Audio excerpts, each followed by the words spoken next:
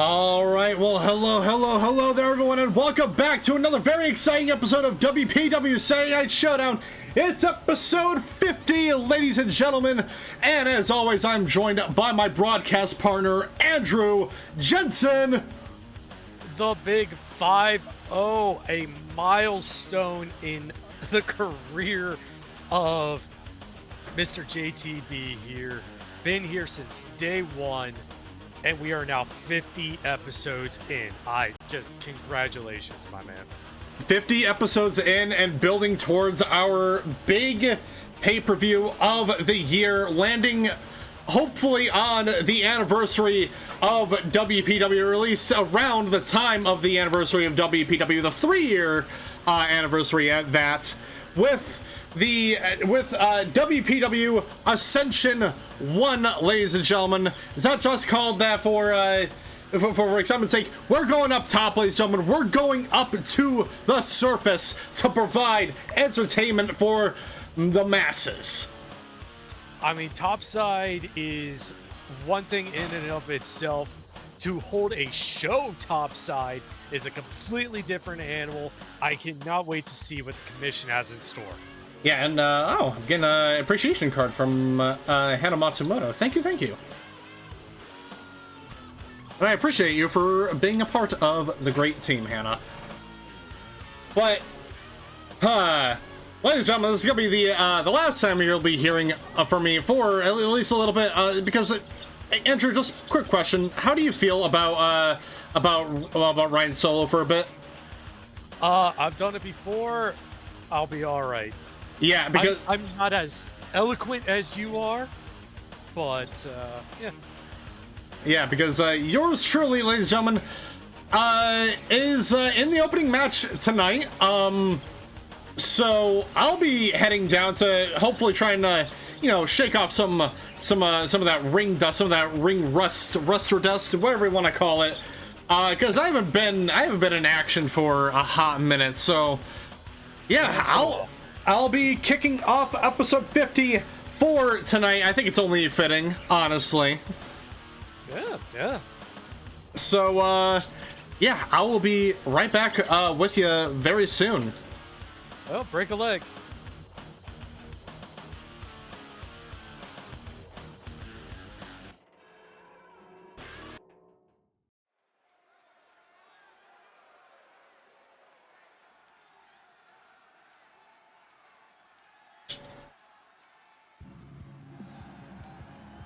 The following contest is a singles match set for one fall. Introducing first, wrestling out of Toledo, Ohio, he is the Killjoy JTB. That's right, folks. If you are just joining us, my broadcast partner, the one and only JTB, in your opening match tonight. JT's been out of the ring for a minute. He's been up here in the booth with me, and yet he was voluntold, to my knowledge, that he was having a match tonight. Not sure who he might have ticked off in the commission, but there he is, just living it up and enjoying just the cheers from the crowd. They know he's been here since the start, and he's earned this.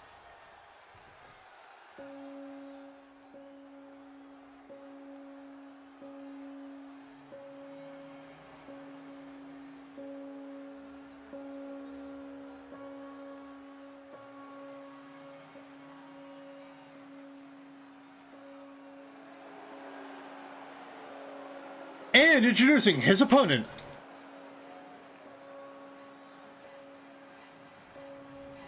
wrestling out of the monastery, he is the Dark Magician, Ignatius Black.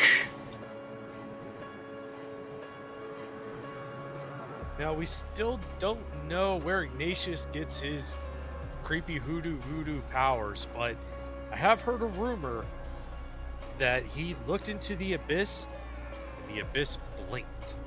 So take that as you will, but JTB may have his work cut out for him, as this might be a bit of an uphill climb for him. We shall see, and only time will tell.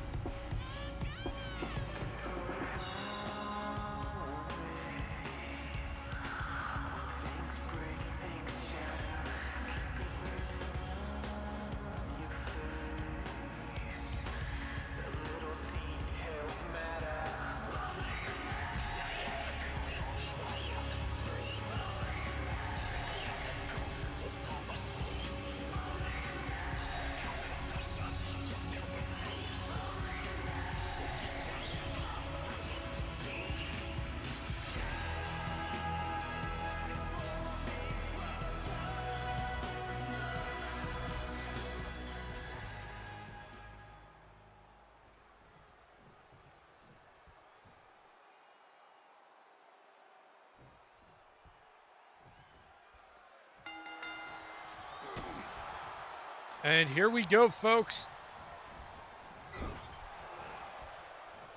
JT looking for some quick offense, but Ignatius, though, just from the second rope.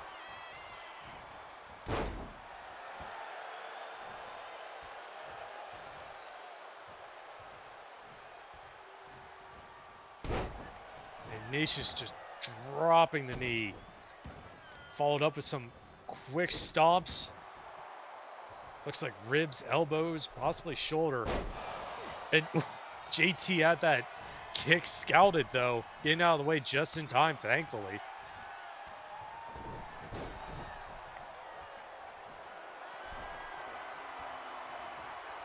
Ignatius from the top rope. Double axe handle onto the back of JT's head. Quick pin, though. 1, 2.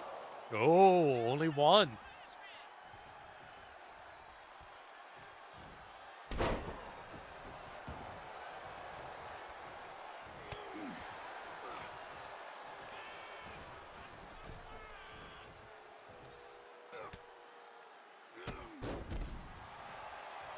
JT, though, getting kicked hard onto the outside. Ignatius following quick. Another club and blow to the back of the head. Oof. Hard whip into the boards there. But it looks like Ignatius blocked that little rib shot. Now just cranking the knee and the ankle.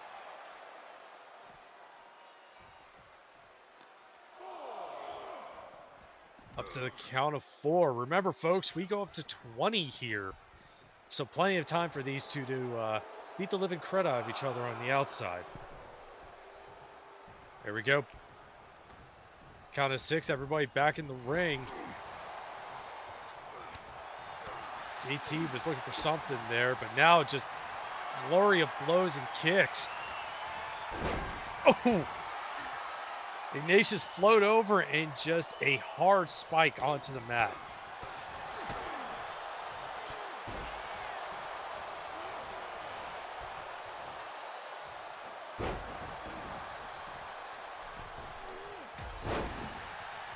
And JT with a flying elbow halfway across the ring from the middle rope. Dropping him on the knee. Roll up 1. Kick out at 1.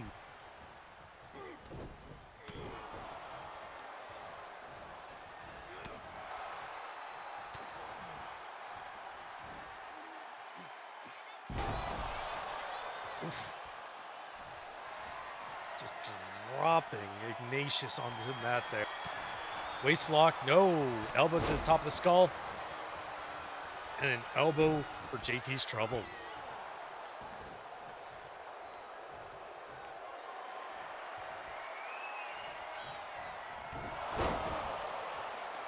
Discus punch. JT cracked open, though. 1, 2. Ooh.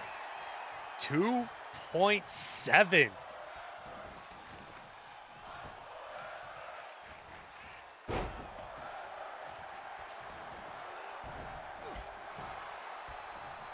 Ignatius, though, looking to try and soften up that knee a little bit more. Oh, gets launched right into the ref.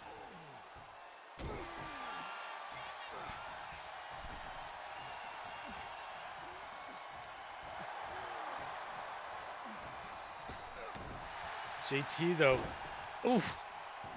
Not sure if he caught all that, all the elbow to the back of the skull there, but definitely enough to knock Ignatius loose for a minute. Now just back to wrenching that knee and ankle.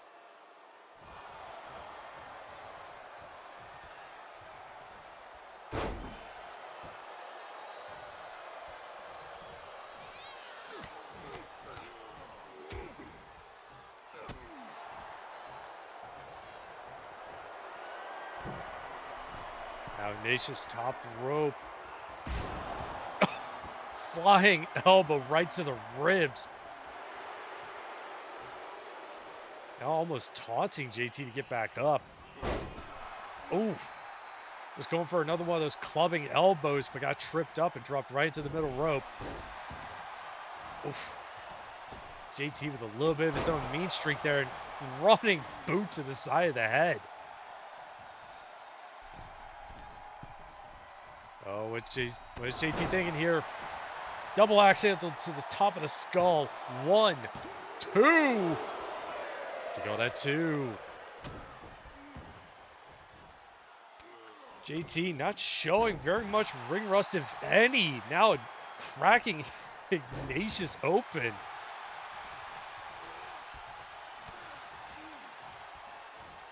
Hard right, looking for a sidewalk slam there. 1, 2.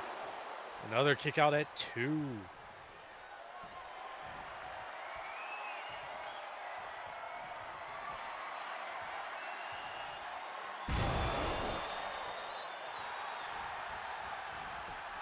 Another pin attempt. 1, 2. Kick out at 2 again.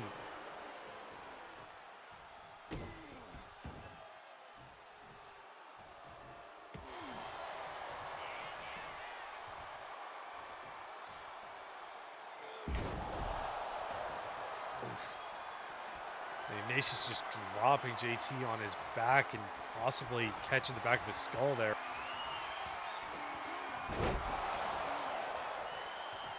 Double arm suplex.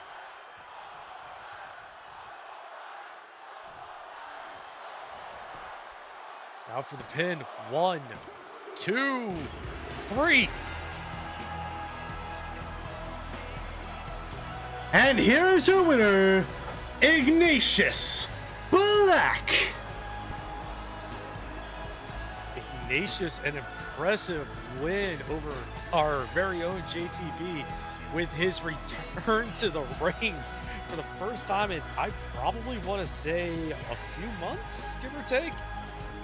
But still, a very good showing by both of our competitors tonight, and a hell of a way to kick off episode 50.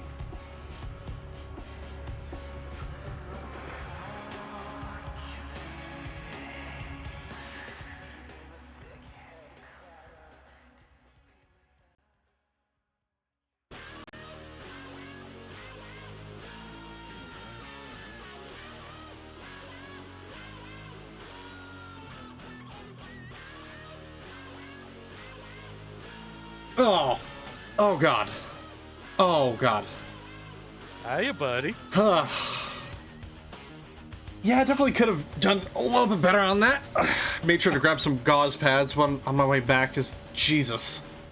Yeah, I probably don't want you bleeding all over the equipment. Yeah, definitely not. But hey, you know what though? Props to Ignatius. Yeah, you got a good shot on him. Definitely cracked him open there. Yeah, but obviously in the end it didn't even matter. Ow. It never does. Yeah. Still though, good show. Yeah, thank you. We gotta get you back in the ring again at some point. Yeah. Yeah. I mean, hey, you did fine against Minuano. Yeah, that was a very interesting match, but you know, maybe with a little bit more gym time, I can, you know, I can perfect a few things. You know. Hey, see, that's the spirit. No, we'll get you in ring shape in no time. Trust me, I believe it. But That was obviously the first matchup, ladies and gentlemen. We still got plenty more to go. A lot of exciting matchups tonight, ladies and gentlemen. The #1 contenders for both the Synthwave Championship and the Underground Championship will be determined. Going for the Synthwave Championship, we have both the Rising Storm Shuria taking on one of the Lucha Queens with Cal-Amity. We're actually going to be hearing what Shuria say later on tonight. And then in your main event, ladies and gentlemen, we have a triple threat match. You have Merrick the Hunter, Girthquake, and Valthus challenging to go for the Underground Championship at Ascension. That is going to be quite the extreme matchup here when we get to that. And talking more on the extreme side of matchups, we have later on tonight, we have ourselves a last man standing match. This was brought up upon by Jacob Storm, who issued a challenge to Bastion Butler in the aftermath of Stand Your Ground. Jacob Storm gave Butler the opportunity to name the match, of his choosing for their big blowout, I assume. And Butler decided to have the match be a last man standing match, which that is going to be, which I believe is a first for WPW, or first last man standing match of the show. I believe you are correct. We've had Iron Man, we've had Impel in a Cell, but I do believe this will be our first last man standing match, and this has the potential to definitely end a rivalry once and for all. Yeah, and for those of you who are unaware, last man standing matches are only won when one person is knocked down for a 10 count. There are no pinfalls or submission attempts that could be made. You merely win by knocking out your opponent and making sure they are down for 10 seconds. Well, we have plenty of people to hear, to hear from as we build up to that very matchup. And one person we're going to hear from, let's just say this Witcher is not entirely happy with what transpired only a couple weeks ago when Lady Kathjina decided to attack Draven Dunn in the backstage area. And we're going to hear what Draven has to say about that particular event that transpired.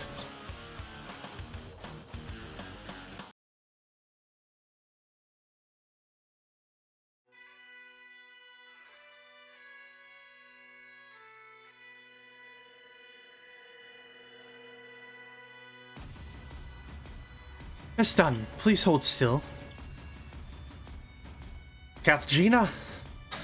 Seems our first encounter wasn't enough for you, eh?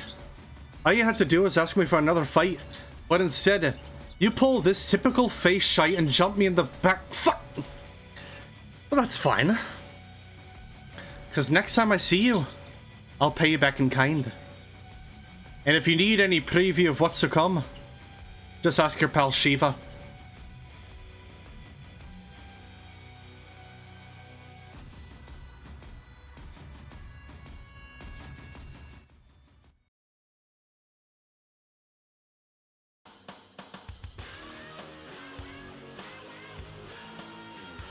So obviously Draven Dunn, trying to, I guess, patch herself up after that attack that Kathjina laid down upon her. Yeah, we don't normally see Lady Kathjina assault somebody in the backstage area, but this was, I don't want to quite say warranted, but potentially slightly expected. And we'll actually be hearing from Lady Kathjina after this matchup here. And, Draven Dunn mentioning Shiva, because the commission granted her the matchup tonight against that very Primal. And that's our next matchup, in which we haven't seen Draven Dunn and Shiva face each other on in about 2 years. It has been a very long time since these two have faced each other down. In fact, I believe they haven't faced each other since the debut show, actually, of WPW. That is surprising and an oversight if I have ever heard one. You would think these two have faced each other more often, but oh boy. It has been a very long time for these two, and I think it's, yeah, I guess, head of nostalgia here. Their first matchup was in the debut show, and now they're here in episode 50 of Saturday Night Showdown. Let's go down to ringside for the, because honestly, it's a pretty exciting matchup here.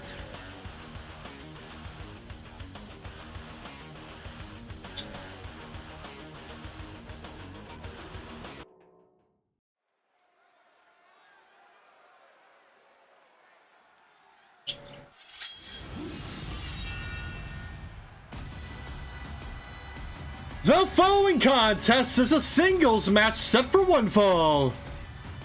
Introducing first, wrestling out of Karamorin, she is the Witcher, Draven, Dunn.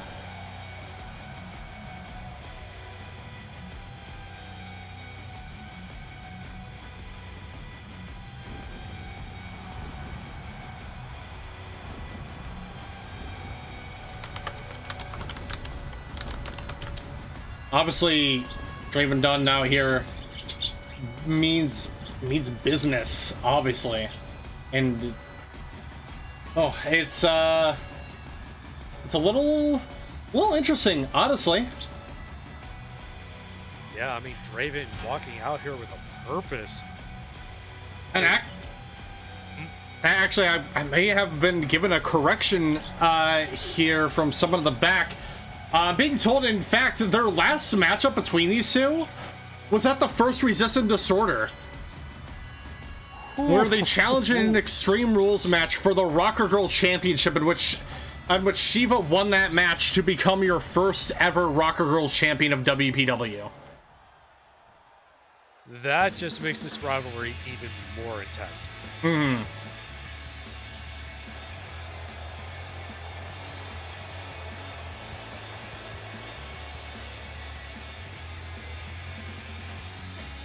And introducing her opponent,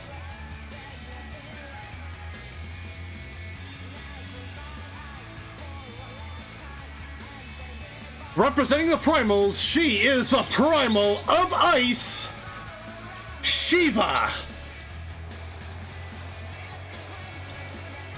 And just like that, the room has gotten colder, which honestly I could use a bit of cold right now because it is freaking hot in this booth. It gets hot in this booth sometimes. Yeah, it does. I think the AC unit might have kicked the bucket for a second. It is toasty up here, everybody. Yeah.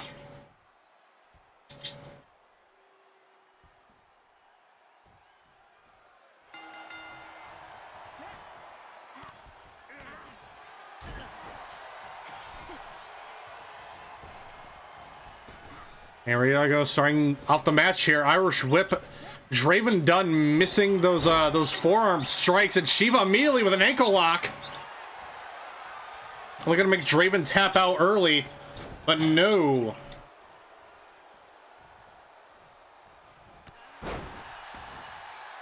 Immediately knocking the Primal down.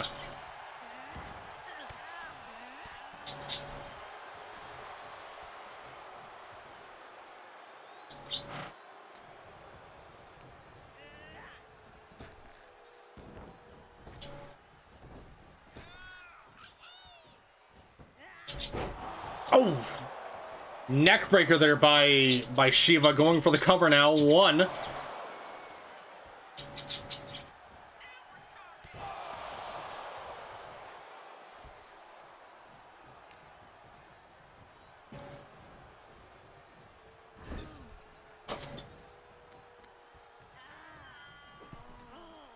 Did Butler just yell toasty in the booth?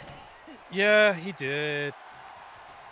Yeah, he did. And if anybody gets that reference, you're old.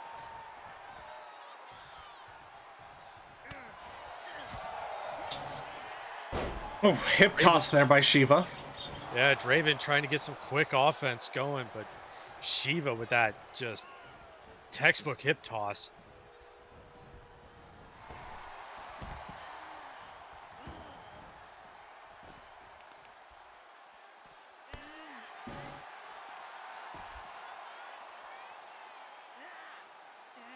Oh god. Oh! Powerbomb on the outside and just Shiva's head barely missing like the edge of that steel step. Yeah, that could have been very, very bad. Especially with blood in 2 matches.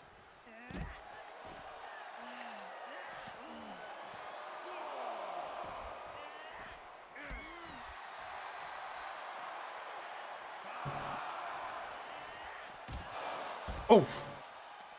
Right in the corner there.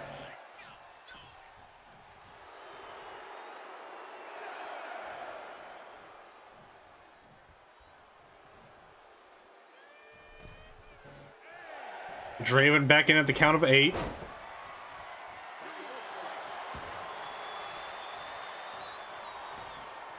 Shiva, though, picking that ankle, though.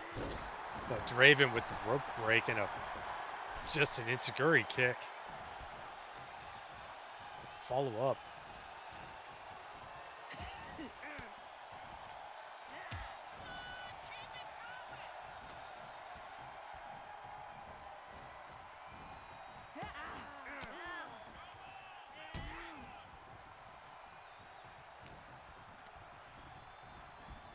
Shiva reversing with an Irish Whip of her own. Oh, knee to the gut. Oh, that made my ribs hurt. Yeah. Followed with a knee to the jaw, keeping Draven down. And you know those high heels, man, they ain't like they're not just for show. Those are very deadly, especially if she was about to do what I think she's gonna do. Oh no. She's got something else planned. Oh, but it looks like Draven caught her with a punch to the gut. I still don't know how Shiva got those heels approved for combat. I don't get it. Yeah, I try not to. There's certain things I try not to question, especially when it deals with a being like Shiva. Yeah.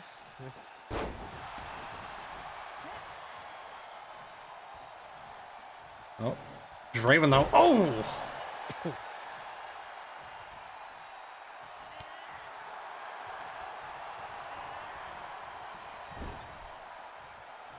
Draven Dunn. Oh. Running after Shiva, but Shiva catching her with that elbow. Going for a suplex. Draven hopping behind. Hit her with that power bomb.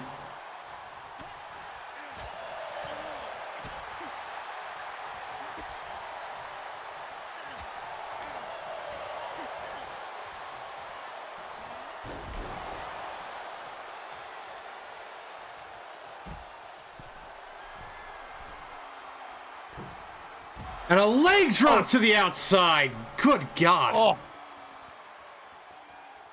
Right across the chest and throat. It looked like Shiva was looking for a cutter, but Draven catching her on that end. Oh! Slam on the outside.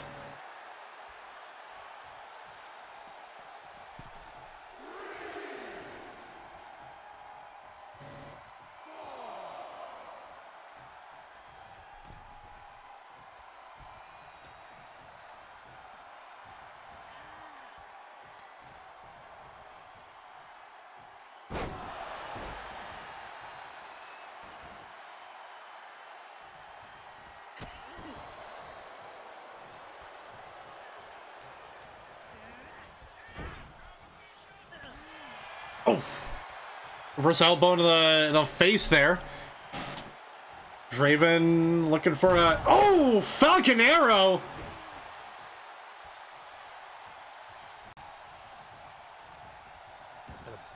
boot just right across the bridge of the nose. Oh, roll up though. And Draven. Oh! What a Scottish grit.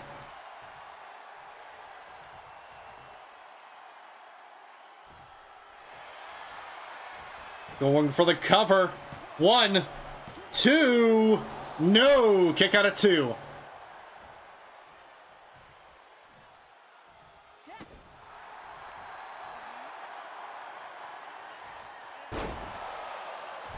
Vicious powerbomb there by Draven.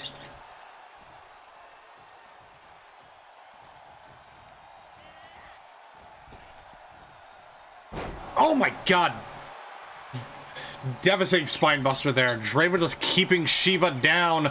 Shiva trying to fight back. Oh!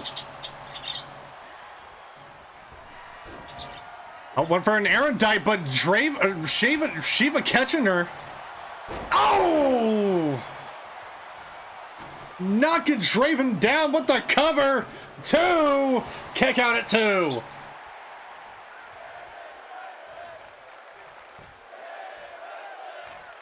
Trying to wrench that arm though.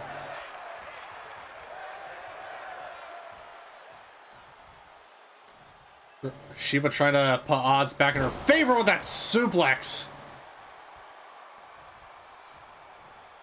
Draven might have landed a little funny on the back of her head there. Oh, shoved directly into the turnbuckle. Followed up with a German suplex. Oh. Draven quickly rolling out. Trying to rejuvenate a little bit, but Shiva catching her with that clothesline. With the cover now. 1, 2. Kick out at 2.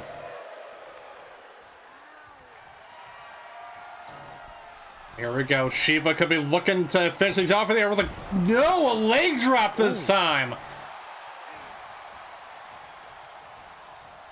Yeah, Draven rolled out of the way in time. Ooh. And Draven hitting her with the erudite. With the cover. 2. No. Oof. Getting a tweet on social media here from Hana Matsumoto saying, fair warning, for easily the next half hour or so, security will be handled by Vega due to contractual obligations. Hope you enjoy the newest addition to the family. What? Wait, so Vega is now part of the security team? Temporarily, it seems.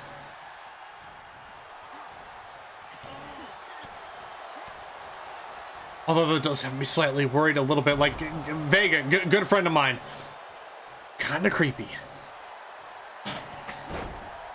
Don't tell him I said that. Nope, my lips are sealed. But Draven is absolutely laying it down on a Shiva with the cover now. 1, 2, no, still not.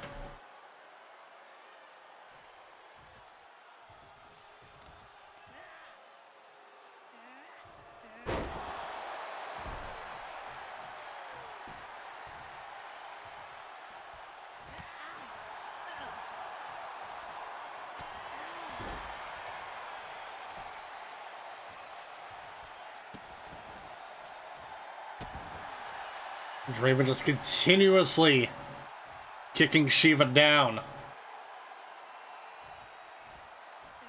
And over the top onto Shiva to the outside. Jesus.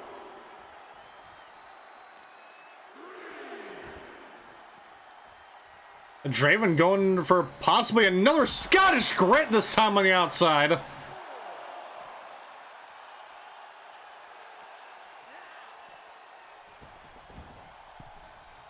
Just goes to show how very powerful and dangerous witches are if you antagonize them.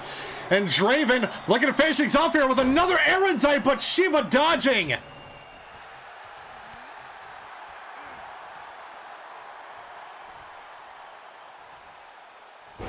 Oh, a powerbomb though.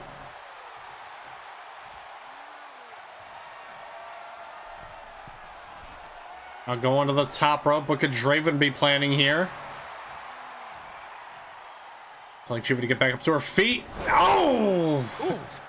Diving clothesline with the cover now. 1, 2, 3. And here is your winner, Draven Dunn.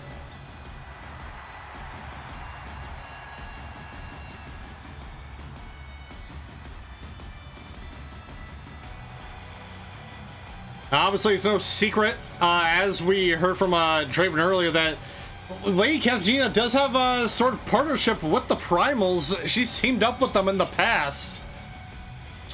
And so Draven out here showing Kathgina what happens when you piss off a Witcher of this caliber. Absolutely. Witchers and Primals, well, Witchers and the Fae just do not get along in the slightest, but also a little bit of revenge for the first resistant disorder. Yeah, a little bit, yeah. And keep in mind, like, yeah, I mean, Draven comes out alone now, but she's got allies. She's got plenty of allies. A lot of very powerful Witcher allies. One of them is gonna be, I guess, going on her own adventures. I actually don't know what the business. I don't really know a whole lot of insider business dealings when it comes to the Witchers, but yeah, one of them is definitely going on an adventure soon.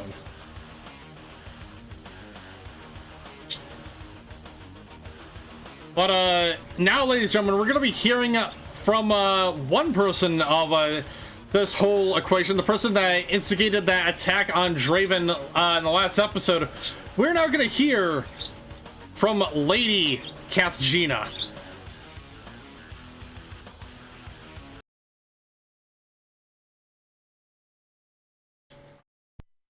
Draven, oh, you made a very poor choice last show. Do you think I pay no attention to your goals? That I've not seen you trying to hunt. I've dealt with too many foolish mortals who've called themselves hunters over the years to not notice a rank amateur trying to stalk me as if it was some kind of game. So I decided to put an end to your foolish little game. I don't care for unprofessional coworkers. They've given me a great deal of grief over the years, a few of which have been put in the ground. Now the ball is in your court, Witcher. If you choose to keep bothering me, I'll make sure you see your gods early. The choice is up to you. Now do be a good little mortal and let the adults in the room continue to make the important choices.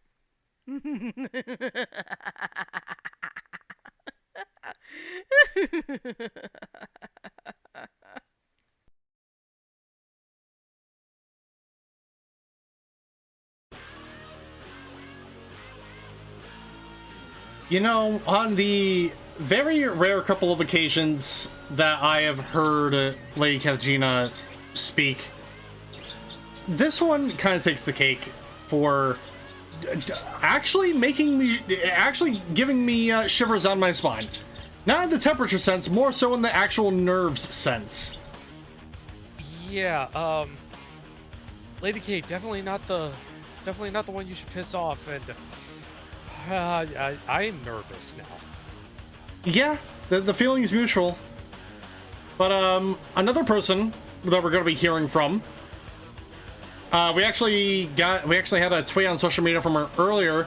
We're going to hear from Hana Matsumoto next, because last episode, ladies and gentlemen, during the Rocker Girl #1 contendership match between Marisol Summercrest and Hell, Hana pulling a surprise, a surprise fast one on a lot of people, mainly Marisol, landed a surprise attack on Summercrest during that matchup. An attack that the referee did not see, and ended up costing Marisol the #1 contendership spot.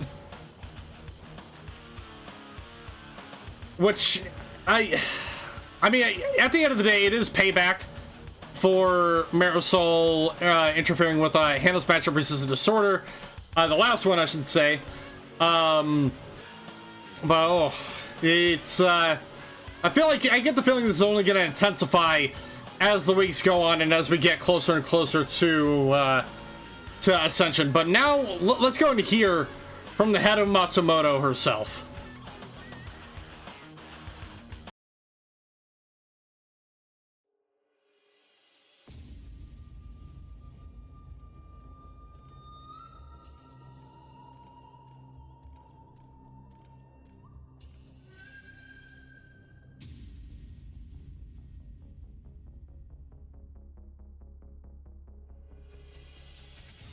At this point, forget respective professionalism. I told them to. This wasn't gonna end pretty. I told them I was going to take action. And that payback was a bitch. Not fun being on the receiving end, is it, Marisol?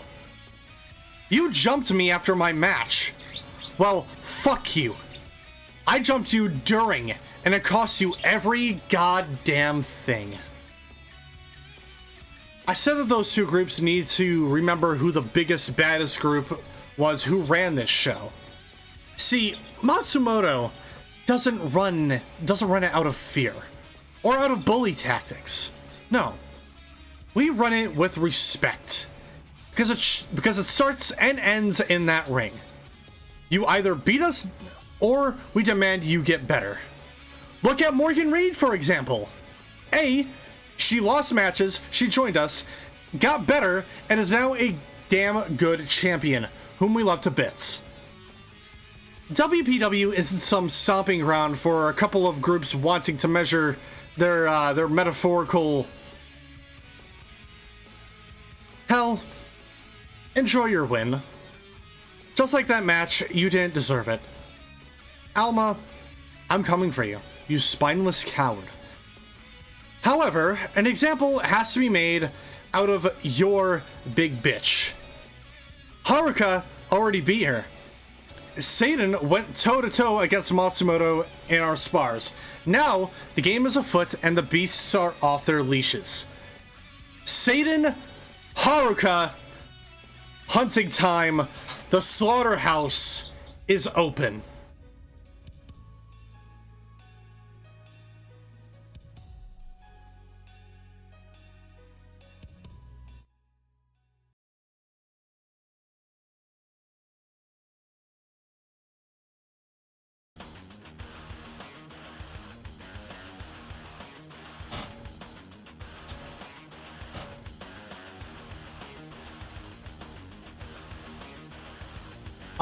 Well, that was very strong words there from Hannah.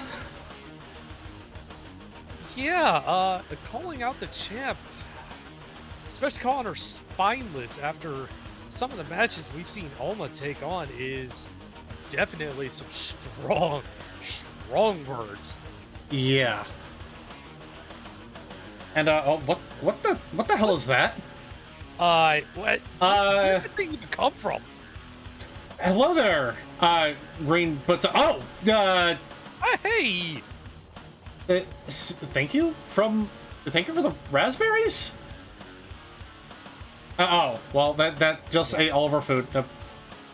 Yeah, yeah, and there it goes back into the vents. Can we need to tighten security around this booth. Seriously, people do just be kind of coming and going as they please.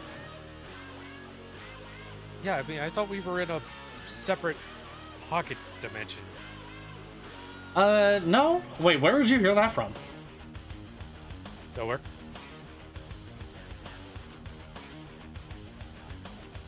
Don't worry about it. I totally didn't hear that from someone. Okay, then. Well, yeah, anyway, next matchup, ladies and gentlemen. Sorry, kind of lost my train of thought there for a moment. Next matchup here, we got some mixed tag team match. We have a mixed tag team match up next, ladies and gentlemen. The Primals are in action, and Haruka as well, but another person in the mix of the Matsumoto family. I'm quite curious. Let's just go ahead and head down to ringside and see what they've been cooking up in the backstage area.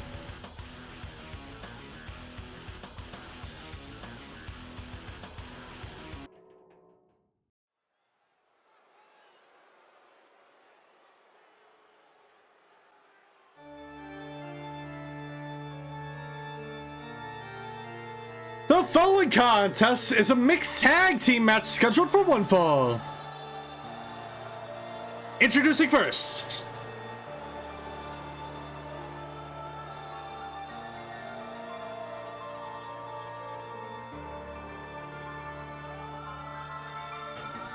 representing the Primals, she is the Primal of Wind and Air, Shiva.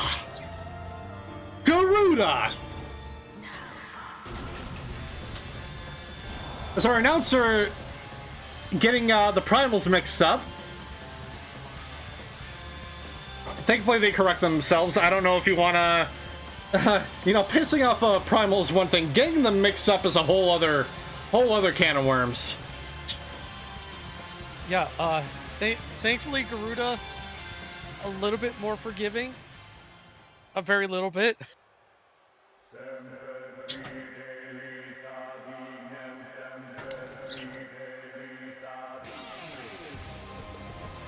And introducing her partner.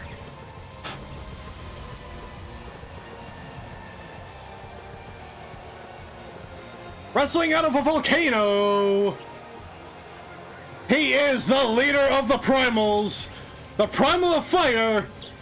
Ifrit.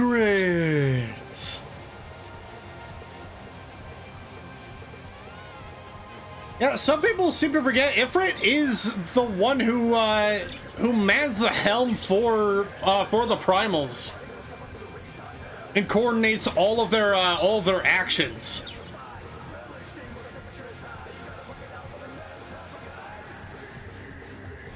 Well, I mean, he is the most hot-headed of them, but he does a fairly good job of keeping everybody in check. Yeah. And getting a tweet on social media from Asmodeus of the Apocalypse, saying, "You will have to forgive Kaguth. He's a mischievous little scamp." Good to know. Yeah, I think that laughter echoed all the way backstage, too. Wait, scamp, is it? Anyway. And introducing their opponents.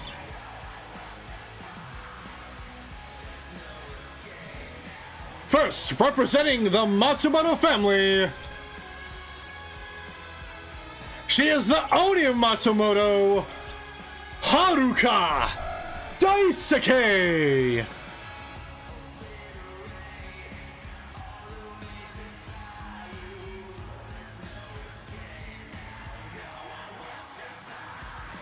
And as is normally stated by Haruka, the slaughterhouse has opened.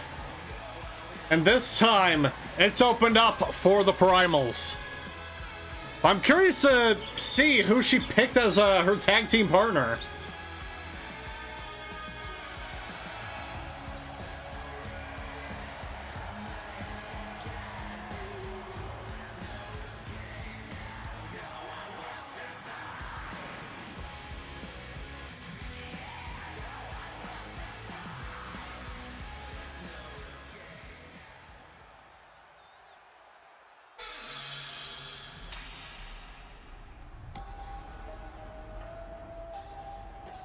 And introducing her partner,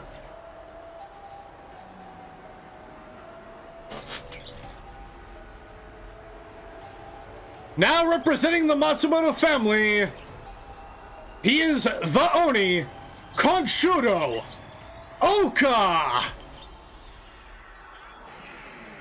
Oh wait, so now we have both the Onis tag teaming. We have a double Oni combo. Yeah, and now the newest member of the Matsumoto family, count them up to 4 now. We have Hannah, Haruka, Morgan Reed, and now Kanshudo. Kanshudo making some powerful allies. But, oh, this is a treat. And as some folks are saying on social media, double the Oni, double the pain.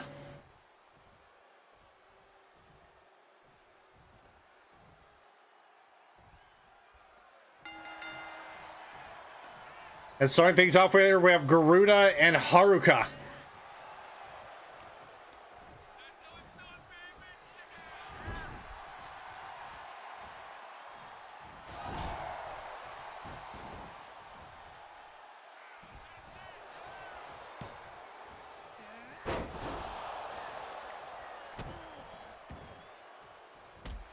Oof. Garuda just knocking Haruka down, keeping her in the Primals corner. Haruka quickly getting back up to her feet and hitting Garuda with a DDT. Oh my god, vicious forearm there. Tagging in Oka. And Kanshudo immediately with a Lutez press to Ifrit, knocking him down.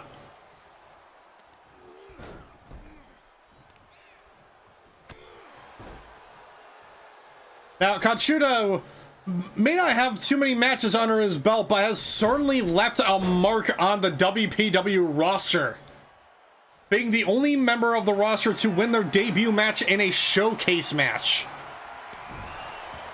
Well, definitely getting some snake eyes is going to leave a mark as well. Yeah.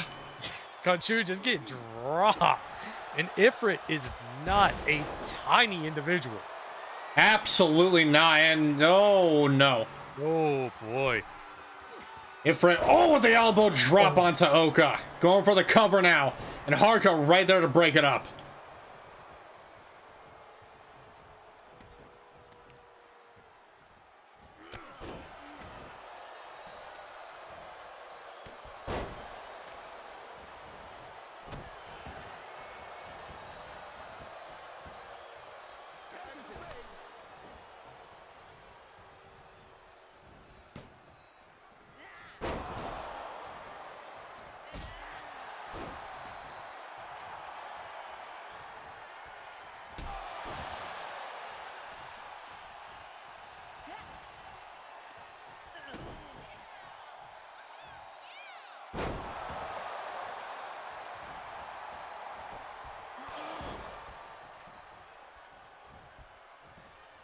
Haruka keeping Garuda down.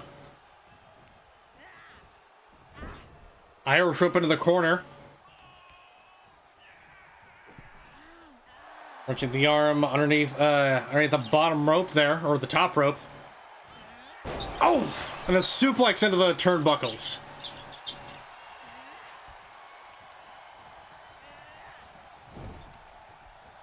Whipped back into the corner. Garuda reversing though. Oh, and a DDT to Haruka. Follow up with a quick pin. But a kick out at 2.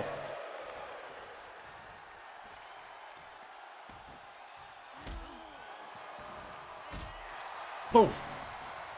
Kick made to Garuda. Another kick made to Haruka now.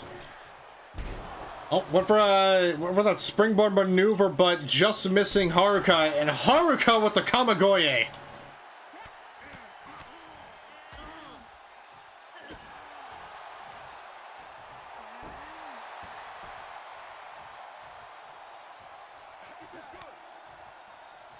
Tag made to Kanshudo now. And once again with the Tez press.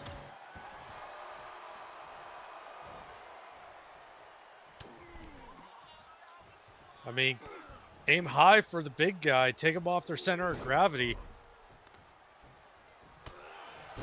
I mean, it's definitely a change of tactics to what people normally do when it comes to facing foes larger than themselves. Oh, absolutely. Oof. Clothesline there by Ifrit, tagging in Garuda now.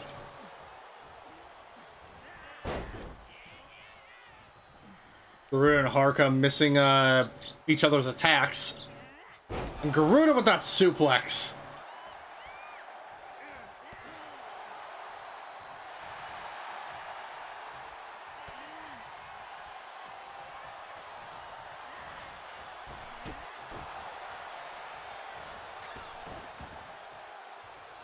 Garuda with the spinning head scissor takedown to Haruka.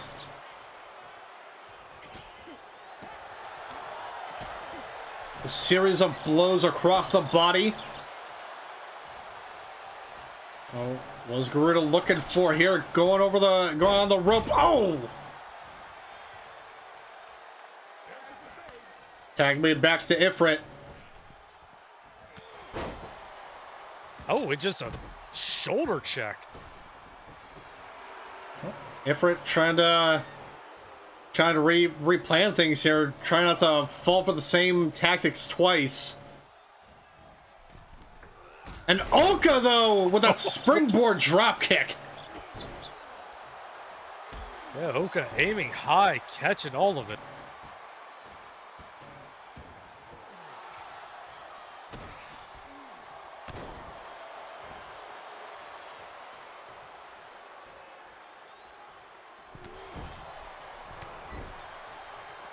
Haruka back up to her feet now, rushing to the corner.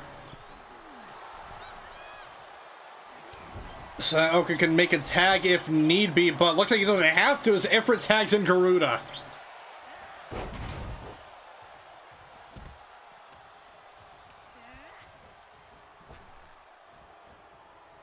Yeah, both of them went for something there running in, but it looks like Garuda got the better of it. Standing moonsault though.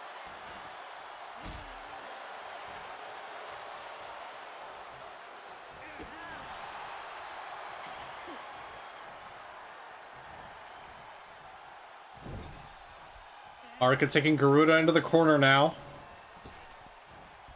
Oh! Big punch!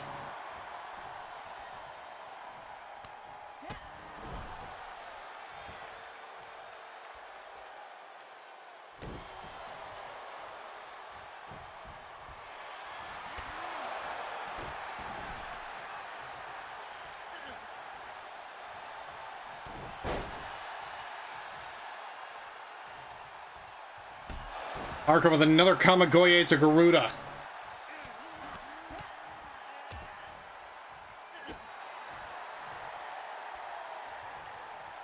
Haruka once again. Ooh. Oof.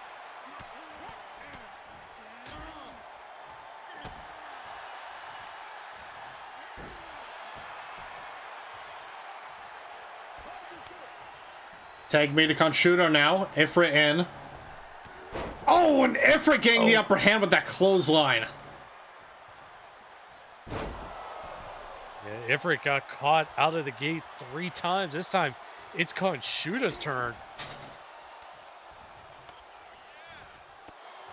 Oh, Ifrit trying to go for that suplex there, but Kanshudo bravely breaking out of it. Tag made to Garuda. Haruka looking a little exhausted here. But now going for the cover on Garuda. 1. No.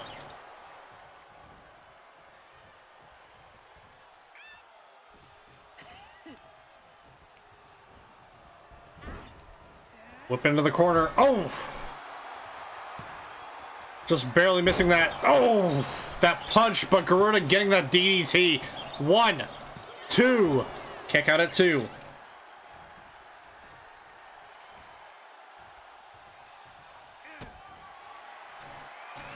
Oh, Garuda trying to go for that spinning pile driver. Haruka not having any of it.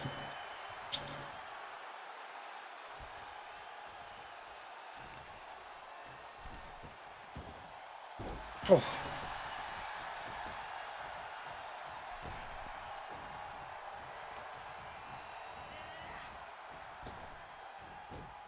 Oh my god. Big takedown there by Garuda. Whip into the corner. Oh, drop kick there. And Garuda going for the cover. 1. No.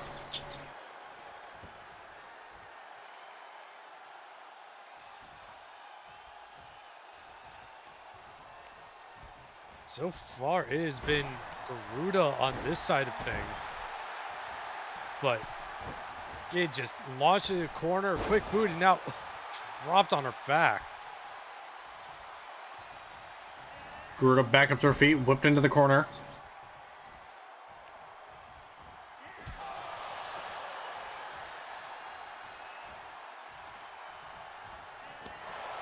Just continuously slamming Garuda into that top turnbuckle. Oh, Garuda with the elbow reversal. And a Spanish fly.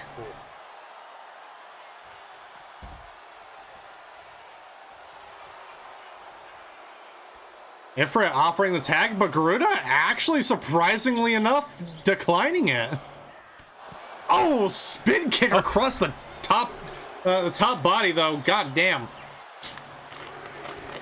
Yeah, that one even caught Haruka off guard.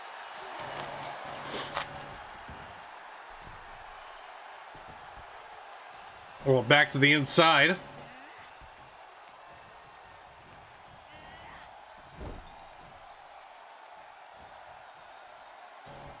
Taking Haruka into the corner. Oh, chop across the chest. Whoa!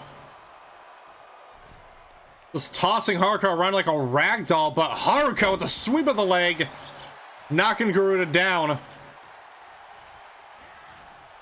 Back into the Yoni's corner, but Garuda still able to evade it.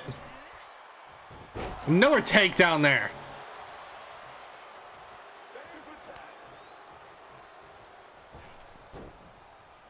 Oh. Kanshudo playing mind games with Ifrit right now. Oh, and a Lutez press again! This time a little bit longer, looking to make a statement here to Ifrit.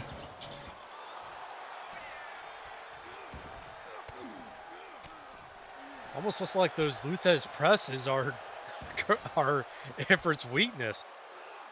Oh, but Ifrit though with a power bomb! Oh, could be looking for a second one. Oh, right in the corner too. Oh, and Ifrit here could be looking to finish things off. Oh!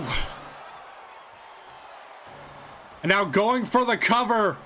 1, 2, and Haruka able to break it up.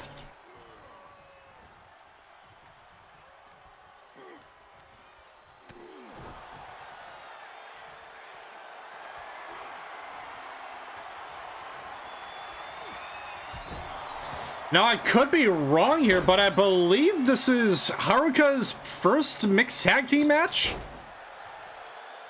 I believe so. Yeah, I believe it might be.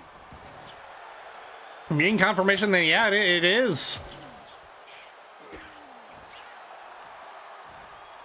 Well, we might see a little bit more mixed tag team action now that they have the other Oni at their disposal. Going for that fly, but Garuda there to break up the pin attempt. Yeah, Garuda just beelining it in there to break up that pin. Oh, and Oka though, with that submission locked in, looking to make Ifrit tap out. No. He wants to continue the assault. Tagging in Haruka. Oh, Garuda with that single leg drop kick. And whipped to the outside.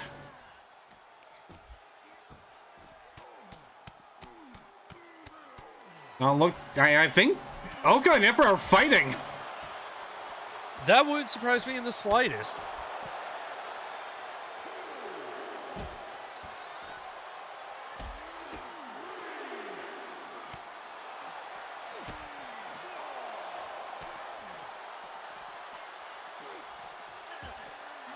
Garuda wondering what to do with Haruka, but giving Haruka enough time.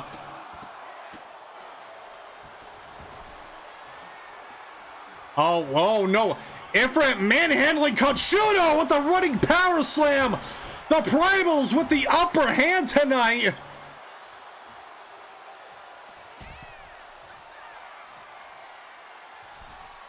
Primals taking out everybody.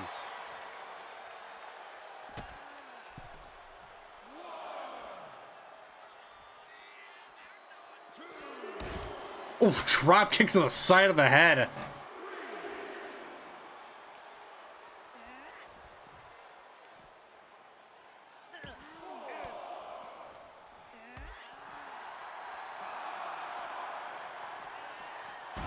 Oh, slamming Garuda into those steel steps.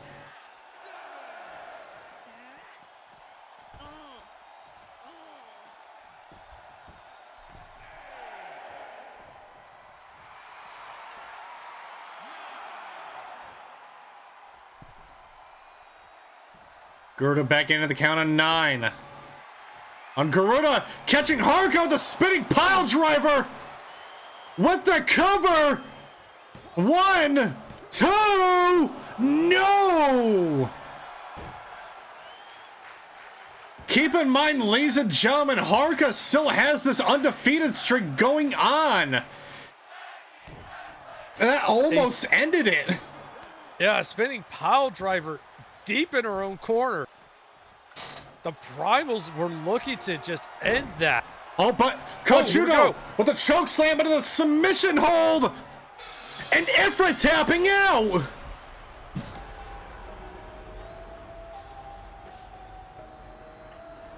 And here is your winner, the team up of Kanshudo and Haruka, Daisuke.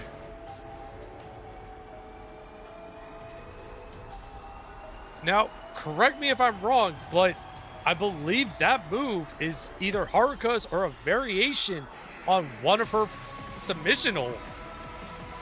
I'd have to do some research, but yeah, that could be, that might be right. I could be mistaken, but that would be impressive.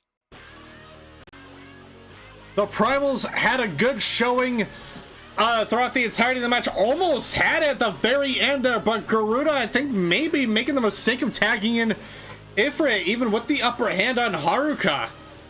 And in the end, Ifrit being caught off guard by that submission attempt, and Garuda just not able to, I guess, being shocked a little bit from the whole thing.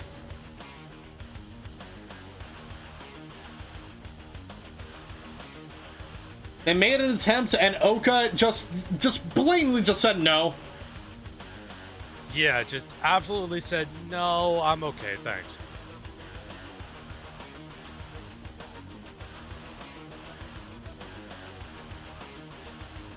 But now, ladies and gentlemen, before we head into the halfway point of the show tonight, we're going to be hearing from one competitor from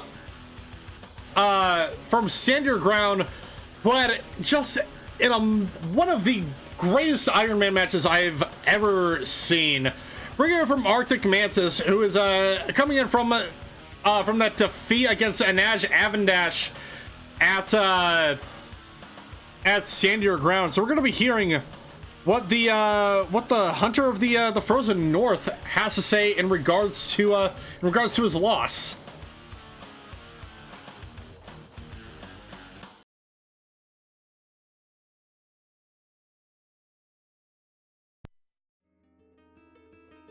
Hello, WPW fans. Arctic Mantis here. I've managed to fully recover from my Budo match against Anaj. However, the medical staff hasn't given me the green light to fully compete in the ring. I can't disagree, since I can remember half of that match, and barely remember anything afterwards. The scene of defeat is strong, but it won't deter me from never stepping back in the ring. No. I will dust myself off, hold up my head high, and be ready for whatever the road takes me. If there's one thing I've learned from that match, and repeated time and time again after I lost to Leshy years back, is that it's going to take more than bare strength to get far in this sport. To that I say, I know a certain someone has many things going on in their life, but are willing to make deals. So, if you find the time to spare, maybe we can strike one together. Now fans, don't take this as a sign of self-fulfilling advantage. This will be one where I shall remain your light in this ever-growing darkness.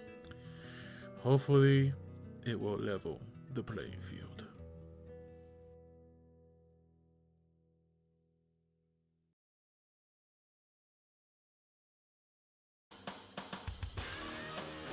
What is it with everyone making deals? I don't know and I don't get it. Like, we're being offered deals. We had the deal between the Fangs of Vega and the Matsumoto family. And now Arctic Mantis is looking to make a deal with a certain someone. I don't know who that might be. I'm a little afraid to even think about who it might be. I have a couple of theories, but nothing obviously distinct. Obviously, we'll have to keep you guys posted as that story develops. But speaking of a Naj Avendash, the winner of the Ironman match, he also won the #1 contendership match for the Rocker Boy Championship in the main event of the last episode of Showdown. So once again, ladies and gentlemen, your main event of Ascension will be a battle between behemoths. Minuano, the fourth horseman, taking on the Mountain and Naj Avendash. One of them will come out being the Rocker Boy champion. And that's just going to be humongous. It will be. I don't even know if that would even classify as your standard Haas match. I mean, that could be something completely different. Yeah. But definitely just possibly something even higher. Super Haas? Mega Haas? Kaiju? I think Kaiju may be getting a little ahead of ourselves. Okay, maybe just a hair, but I mean, it could. Yeah.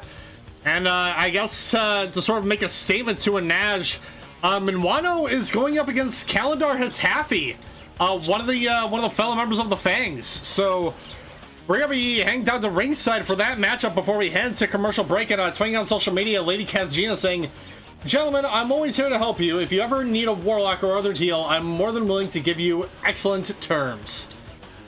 I mean, yeah, you know, I know you have doubts, but I've always said I'm intrigued. Who doesn't like a good deal? I mean, yes, that's fair, but at the same time, you know, selling my soul just doesn't quite entice me. I mean, who said souls had to be sold? I am not owing a Fae a future, like, promise. Like, no. I am not paying later for something now. No, not a chance. Fair enough. But, yeah, let's go ahead down to ringside, for your next matchup.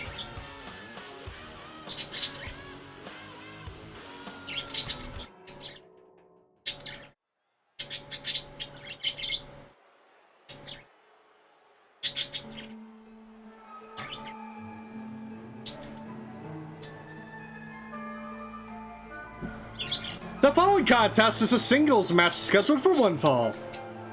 Introducing first, representing the Fangs of Vega, they are Saint Acid, Kalindar, Hatafi.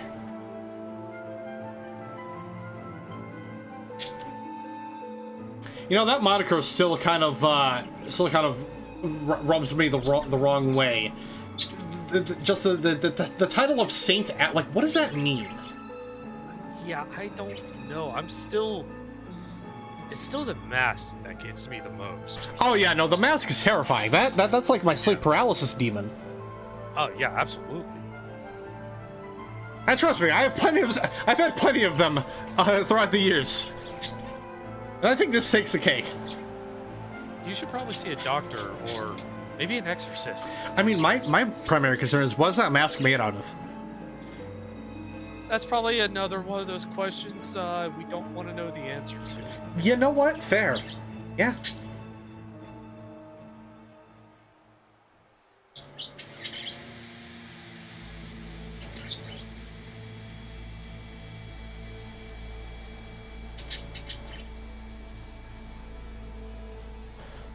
And introducing their opponent,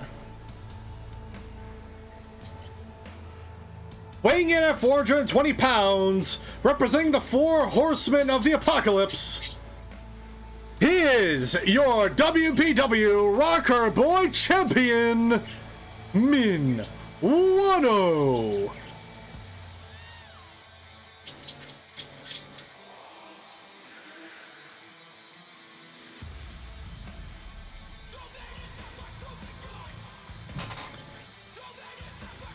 If you ever want to figure out who the guy is in WPW, this right here is the guy. An OG of WPW, now holding the big belt. White Bastard holding the big belt. He is the top of the food chain.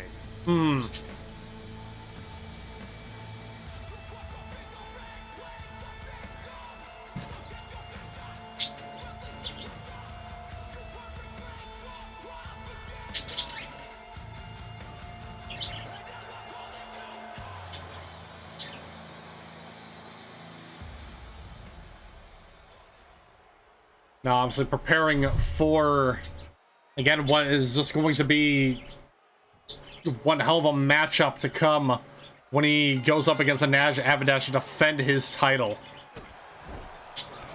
Oof. Immediately taking Kalindar into the corner. There's a snap suplex there to Hatafi.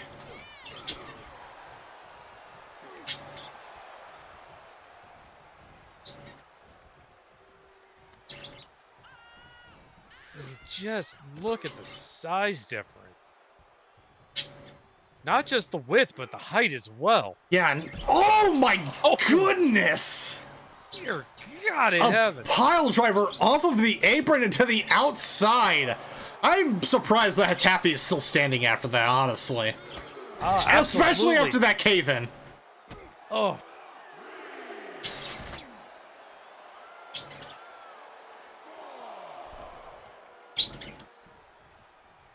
Payne probably got him in Wano's ear, telling him to, hey, step it up after the War Games match.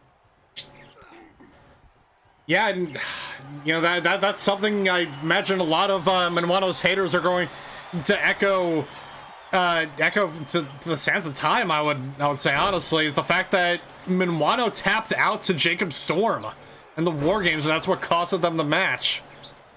Yeah, absolutely. And potentially showing weakness. But you know, as with many other oh my God, Wings of Destruction locked in this early. Very interesting, but Hatafi able to break out of it. But I think there's if there's one telling that I think we could all say is that, you know, I think it's no matter, it doesn't matter how many, is it like how many times you get hit? It's about how hard you can get hit? I've heard it's no matter how many times you get hit, it's how many times you get up that matters. And obviously Minuano is showing that, you know, despite some of his more recent losses, he's not letting that keep him down. He's just pushing forward, not, you know, continuing to show why he is the champion. And tweeting on social media, we have Morgan Reed saying, good to see the Matsumoto family get the win, and welcome to the family, Oka. And while I think it's a crime to have a milestone show without your Synthwave champion, I will be watching our penultimate match with great interest. Have fun, ladies. And speaking of the Matsumoto family, we got the numbers in. Haruka now has a record of 17-0. Oof. A very, very impressive record. Yeah.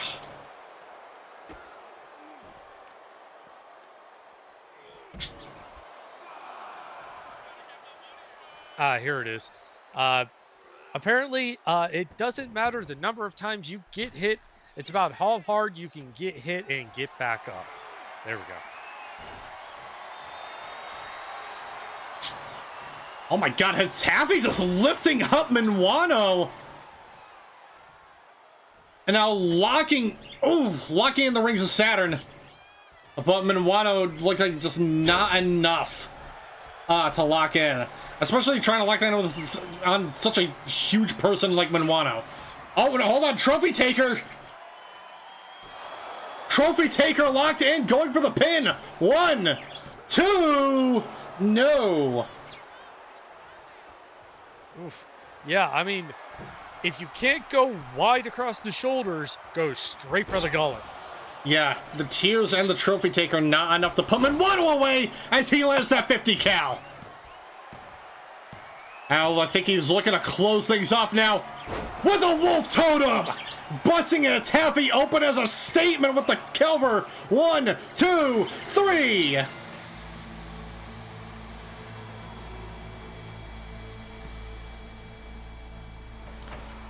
And here's your winner, Minuano.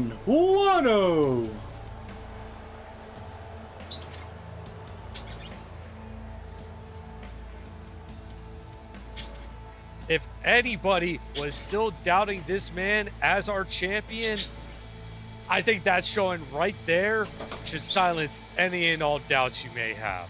Yeah.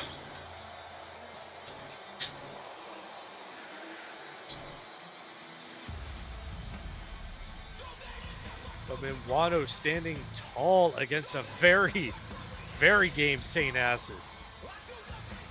Yeah, I mean, to be fair though, Hatafi putting up a great fight against Minuano. Absolutely. Well, ladies and gentlemen, we gotta do the thing we normally do here in WPW. Once we reach the halfway point, we gotta pay our dues and pay our respects to our very great sponsors. So with that being said, we'll catch you guys after this very quick commercial break.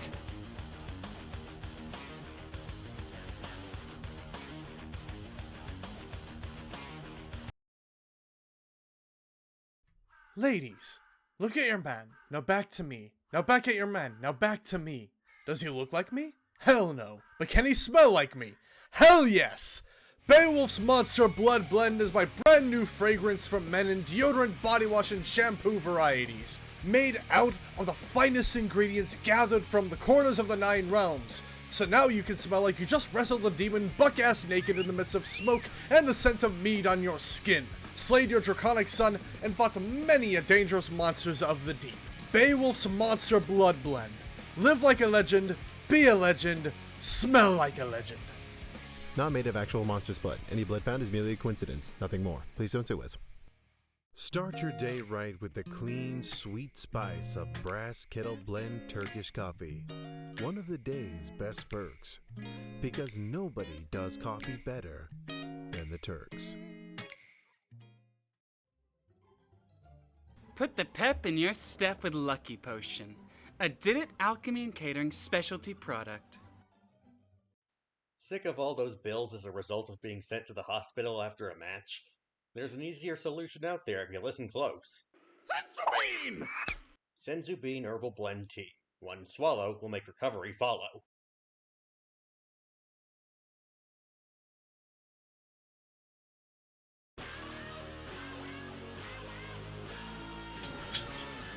And don't forget, ladies and gentlemen, that tonight's show is brought to you by Barathane's very own Dark Ale. Goffness, the cool, quenching, deliciously malty taste of the hot sun and cool breeze. For your daily goodness, get Goffness. And top it all off, make sure to get all your dessert needs at the Gregorian International Pastries. The sweetest deals on earth are here. And who doesn't love a good pastry? Good pastries, it's a pastry. They're nice, they're delicious. Pastry done right can definitely change your life. Yeah, very much so. On top of it all off, we also gotta thank Magitech Madness, our primary equipment provider for WPW. They're obviously going overtime, getting work on the blueprints to work on the eventual stage for Ascension. So they're gonna be putting in overtime as much time as they need, really. So make sure to go send all the love to the folks over at Magitech Madness. We could not do the show without them. And also the Matsumoto family, the people who fund this great show to keep us running, to make sure everyone's paid, fed, and dump it off, keep everyone safe, because we have a very great security team headed by Haruka Daisuke, as well as a great medical team from not just the Matsumoto family, but also the Resurrectionist team from the BGF. But now, ladies and gentlemen, from one world champion to the next, we're going to go ahead and head down to ringside to showcase our Rocker Girl champion as she prepares for her upcoming matchup against Hell at Ascension, as Hell will be challenging Alma Valen for the Rocker Girl championship. And so with that being said, let's go ahead and head down to ringside.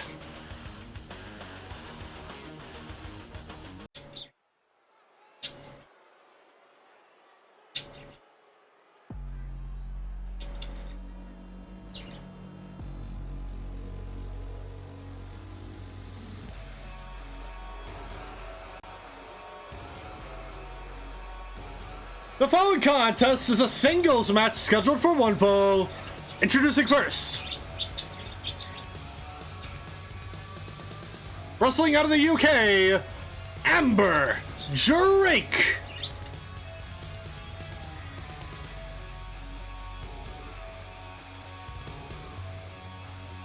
Here you have your former Rocker Girl champion here, the person that Alma Valen beats for that championship.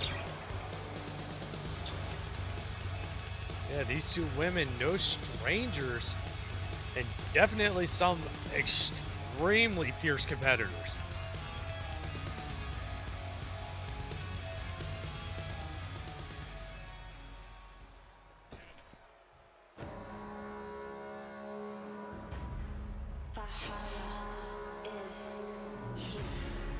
And introducing her opponent,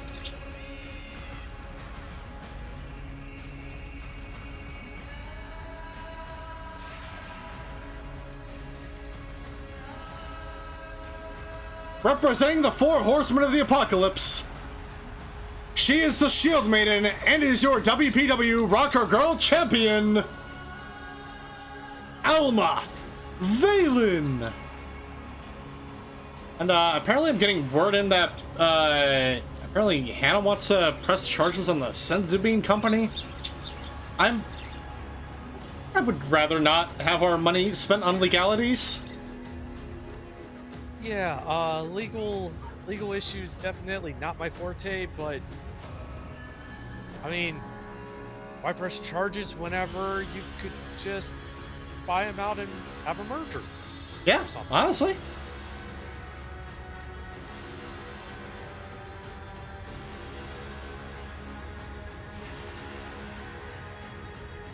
Earlier we saw the fourth horseman, now we are seeing the second. 2 out of 4 tonight.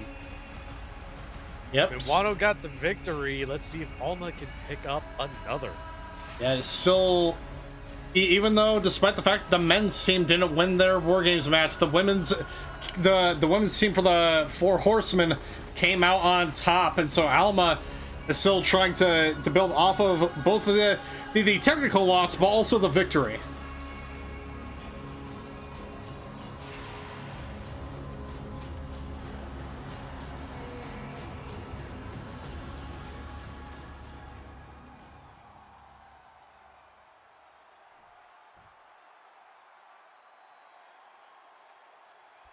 And another tweet on social media from Asmodeus saying, or come to me, I can help you embrace entropy.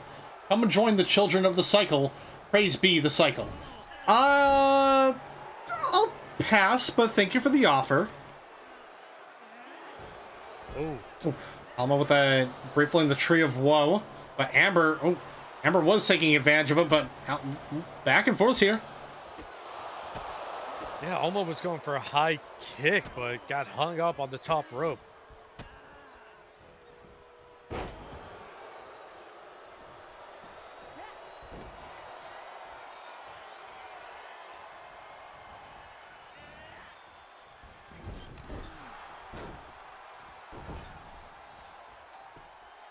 And swing on social media with Jacob Storm saying to the WPW medical staff, I do not make any promises for what happens in my match. Since Butler wanted full power demon, he gets full power demon. Enjoy for what you have to put back together. Oh. That's terrifying. Yeah, The psychological warfare has been going strong tonight. Yeah. But back to the match, though. This has been honestly been pretty down the middle so far. Yeah, it has. Both of these competitors have... Oh, shoulder first into the post. Both these competitors have seen each other fairly regularly. So playbooks are practically out the window here. Mm-hmm. Oh. Yeah, unless somebody can pull a trick to get an upper hand, this may be a very tight match. And again, Alma going for a high knee, I believe.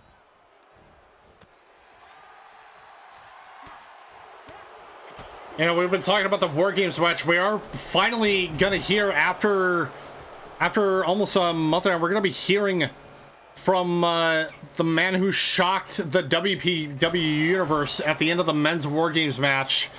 Because if you guys remember, Beowulf attacked the Four Horsemen after the loss. But there's also been some sort of speculation as to whether or not he was actually himself in that one. We're actually gonna be, so we're gonna be hearing from the legend himself after this matchup.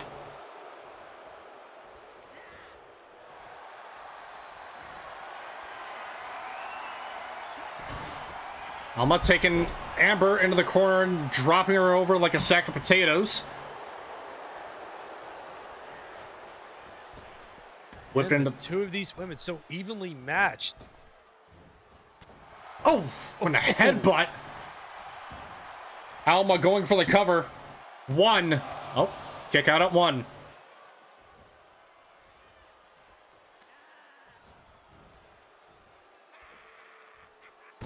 Oh. Suplex there by Alma.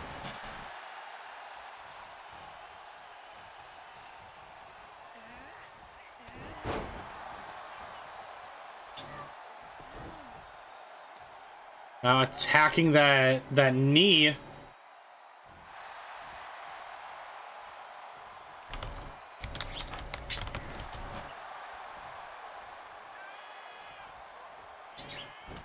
Oh, jawbreaker there by Amber Drake. Followed up with a knee to the gut.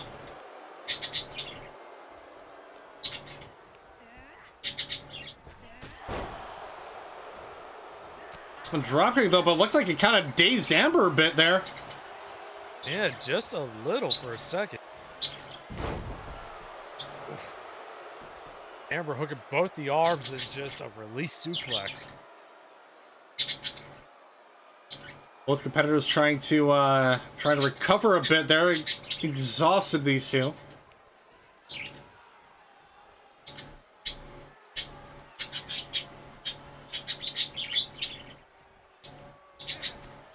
Oh, guys, there's a clothesline there. Another clothesline by Alma.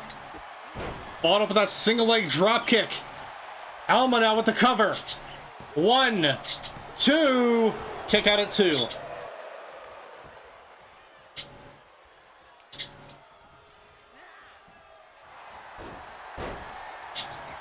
Oh, Alma went for the Serpent's Grasp, but it looks like Amber Drake had the ropes just in time.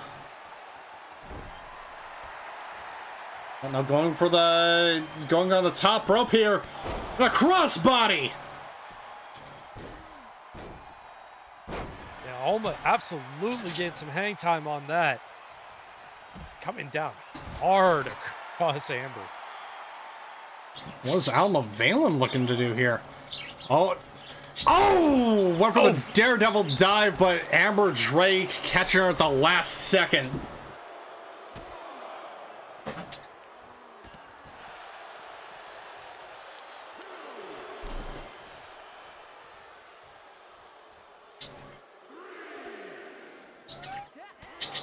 Oof, back elbow.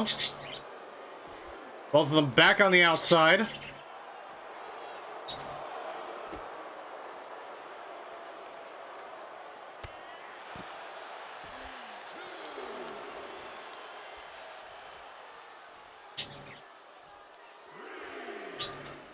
Alma looking like she definitely got rocked there for a second.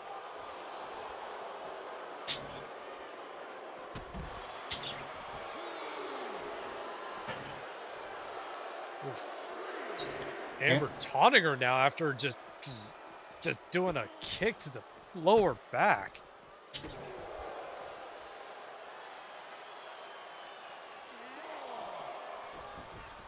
Rolling Alma back into the ring. Oh, whoa! Alma reversing what Amber had planned into a submission attempt.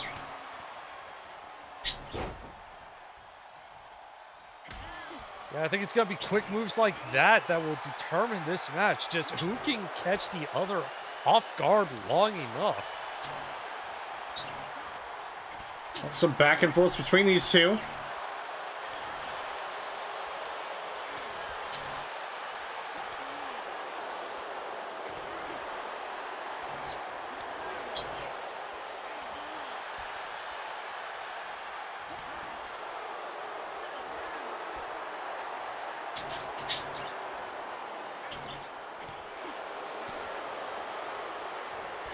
No, there we go. We have a slugfest. Both competitors dazed, and Amber with a series of clotheslines of her own. Oh! Ooh. Swift kick to the jaw.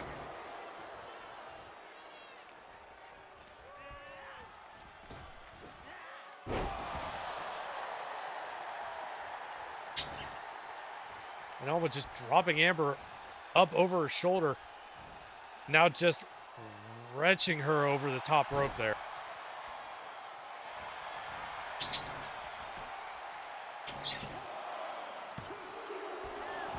Got a kick out at 2.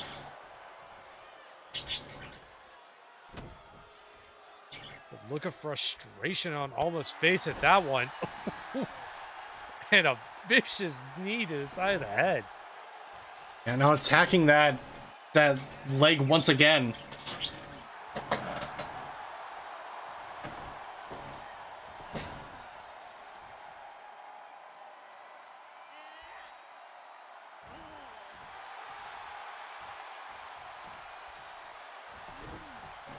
Just wow, once again looking to cripple Amber here. I mean, not surprising. I mean, one of Amber's dangerous moves, her Twisted Sister submission is instigated by that initial kick.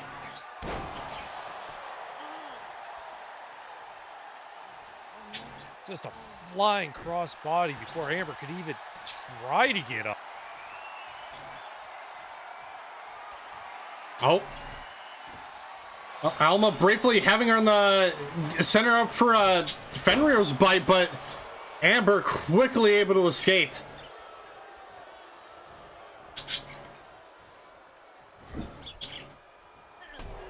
Oh, and both the legs up just in time.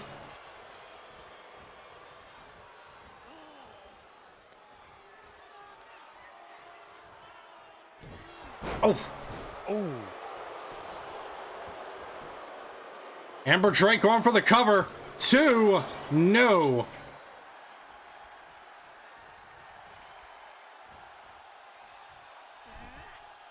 Oh, Alma catching the leg. Amber now in the corner, wrenching the arm around the top rope.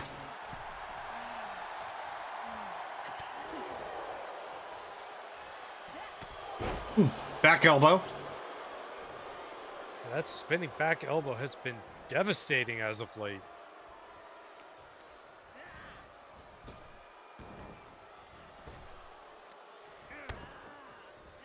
Big knee on a kick to the back of the head. Oh no. Amber. Oh, stomping the back of the head there into the mat. Now going for the cover. 1, 2, no. Amber visibly frustrated. Alma all but out, just surviving on instinct alone.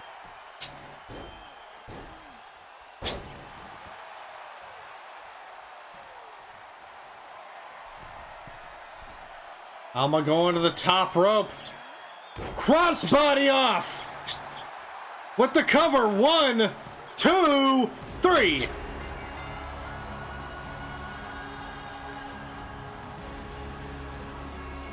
And here is your winner, Alma, Valen.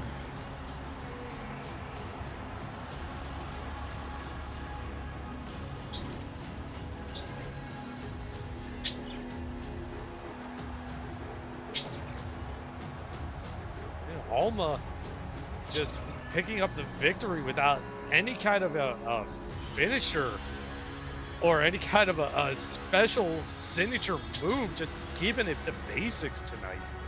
Yeah, making sure and hoping that hell was watching that fight. But now, ladies and gentlemen, as I stated, we're going to be hearing from one of the competitors of that men's War Games match that ended off the, Wait, what? Wait, what? Are you serious? Wait, right now? What the hell? All right. Oh, hold on. Before we even get to that, there's something happening in the backstage area right now. What in the world? What? It looks like Marisol. There's Marisol attempting the attack on Hannah in the backstage area of the garage.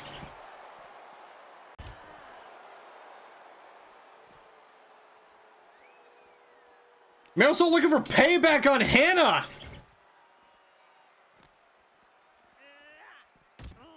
Just slamming her into that car. I don't know. Wait, is that Hannah's car? It looks like it, but still beside the point. Marisol just going after her. Yeah, not obviously, you know, usually when someone costs you a title opportunity, personally, I wouldn't be too happy about it either, but this is going a little too far in my opinion, but obviously I'm not gonna question a half Goliath monk.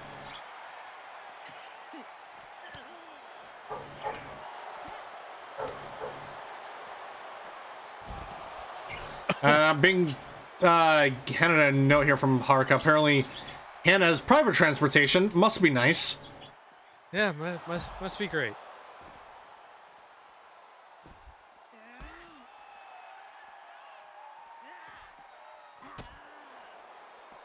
We are being told that Haruka is already on the move to try and put a stop to this attack.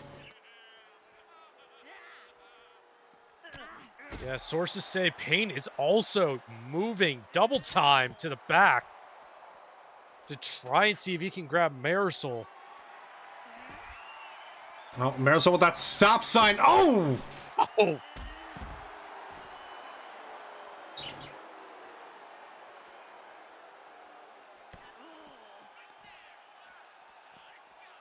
Hannah, though, trying to fight back, taking Marisol down to that concrete.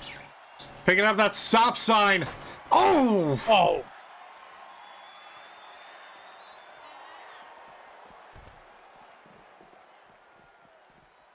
Well, it looks like trying to get Marisol closer to where Haruka is going to be able to stop the attack.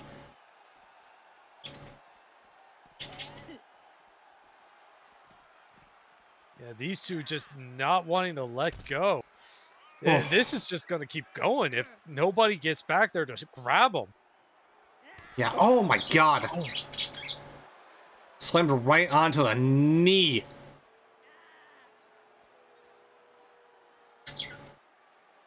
Oh. Not on the concrete. Yeah, we're gonna need. Yeah, Hannah's definitely gonna need some medical assistance. Though Hannah catching her though. Nope. Oh, power bomb. Oh.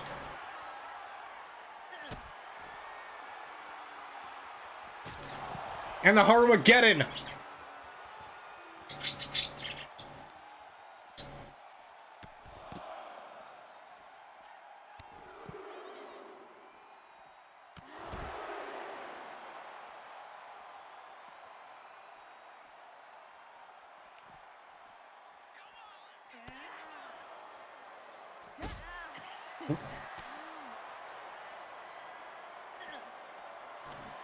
All right. It looks like Haruka on the other end there now. So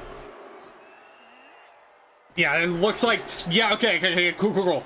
Everyone is coming in to break up these two up. Good God, that, no, I am, yeah, I think it's safe to say I'm a little disappointed. I mean, I usually am when it comes to any sort of, like, attacks from the backstage area. Yeah, anything like that is deplorable, despicable. I mean, just, if you're going to fight, just fight in the ring, make it official. Yeah, well, hopefully this gets situated soon, and hopefully the commission can think about how to handle those two. But yeah, absolutely. Yeah, before I was so rudely interrupted by that particular event, we're gonna go ahead and hear from the Legend Incarnate as we were getting to, and hear what Beowulf has to say regarding the end of that War Games match.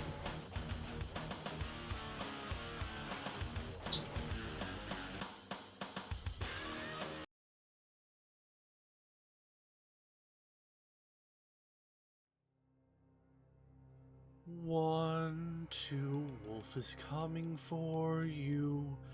3, 4, legends at your door. 5, 6, I'll get my fix. 7, 8, you've sealed your fate. I don't know what you did to me at Stand Your Ground, Fenrir, but I could sure as hell tell that you've been busy. You laid down one straw when you framed me for the attacks on Uzra and Pain years back. You laid down another by attacking the crew from the backstage area. Now this, forcing me to attack my own at the end of War Games, this was the last straw. And you know how they say, 3 strikes and you're out? You've just used your last strike. And now it is time for me to get what I've so wanted all along. You've ducked and dodged me enough, Fenrir. And now, your time is up. No more running. I propose a challenge to you. At Ascension, me and you, one-on-one, no backup, no bullshit. And to sweeten the pot a bit, how about we make it a casket match? A match that will truly seal the fate for one of us. Do you accept? Or are you going to be a coward and duck me once more? I await your answer.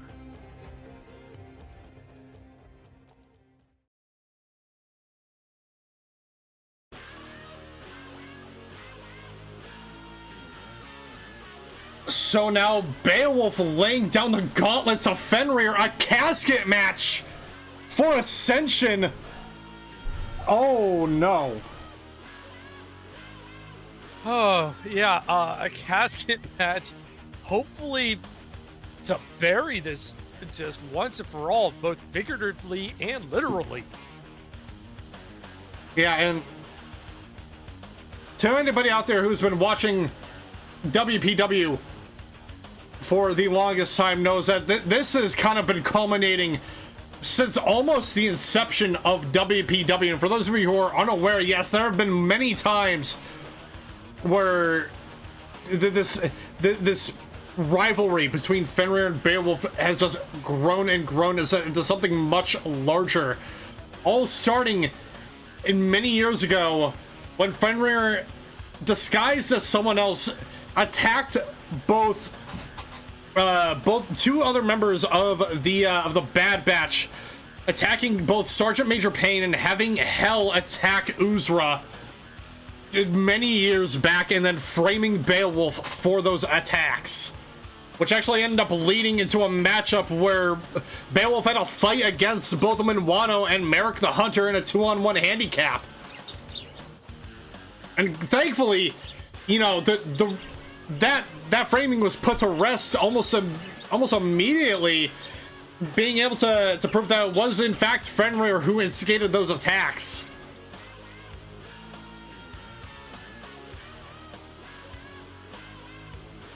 So this has just been a very, very intense matchup, and since then, obviously, both competitors have grown, not just as competitors, but have grown in the sense that they have gathered allies from multiple corners of WPW and beyond.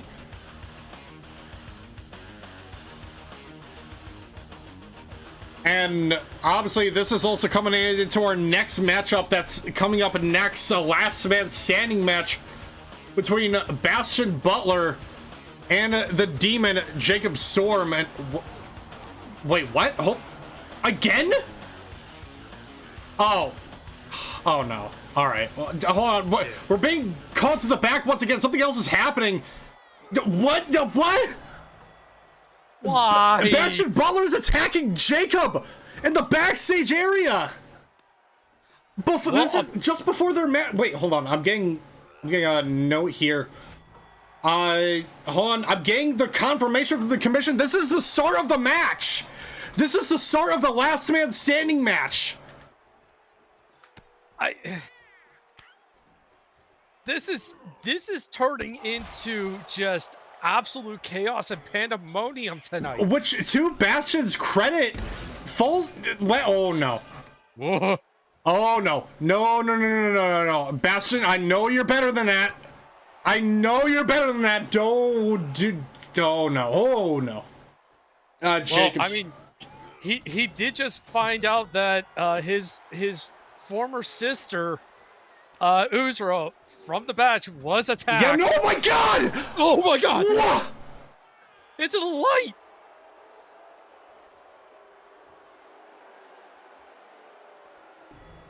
How in God's name is Jacob even still alive after that? I mean, okay, to Bastion's credit, last man standing matches don't have to end in the ring. They can end anywhere outside of the ring. Absolutely, but oh no. If Jacob didn't have that demon side of him, he would have been dead.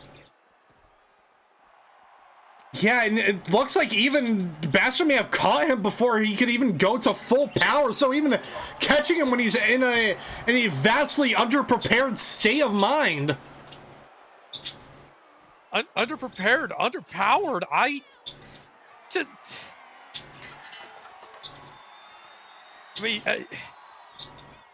Where is Bastion getting this from?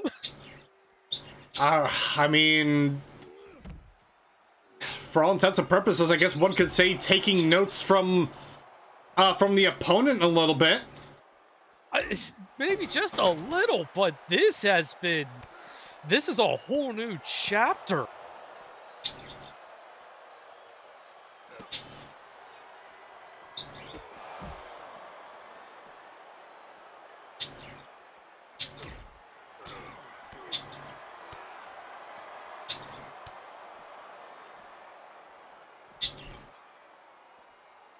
Oh my god. Oh! Okay, it looks like Jacob able to put the full weight onto Bastion. I have to kind of remind myself this is not just some random attack. This is the start of the match. Yeah, absolutely. It may not have started in the ring, but it's officially sanctioned at this point. Although I do wonder where the referee is. Oh my god, DDT. Probably a very safe distance away. Yeah, that's entirely fair. Tossing Bastion over. I still can't get over what we just witnessed. Bastion just tossing Jacob Storm off of the catwalk and into that spotlight.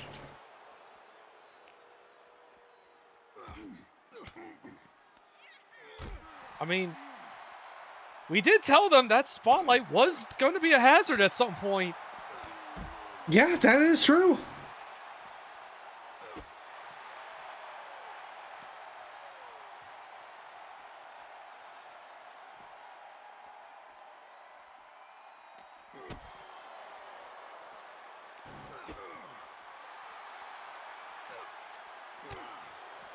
Bastion almost kind of catching Jacob from behind a bit, but Jacob reversing.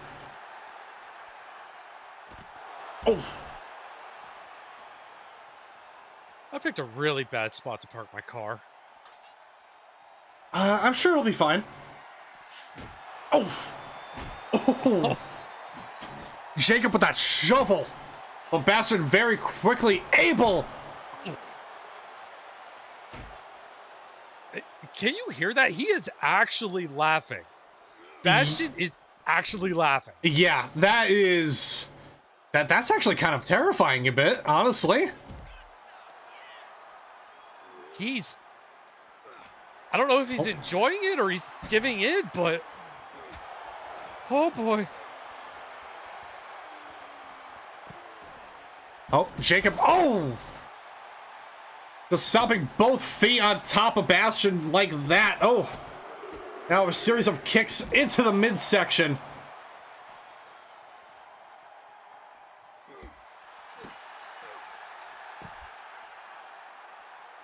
A drop kick to the side.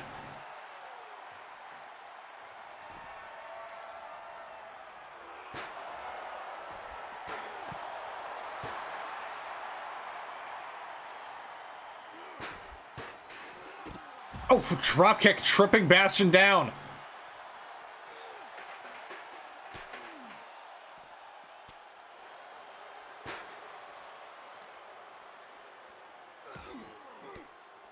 Oh, Jacob escaping whatever it was Bastion had planned.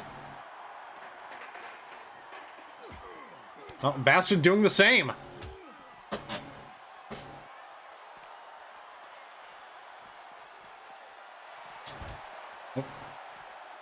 Tossing Bastion over near all the, a lot of our equipment. Yeah, thankfully the crew has all those boxes locked, so they can't exactly get in there. Yeah, that's the important part. Yeah, that is the really important part. Whoa, hold on, no, Not the security office. Yeah, that's looking, oh my god, a choke slam right there. Good god.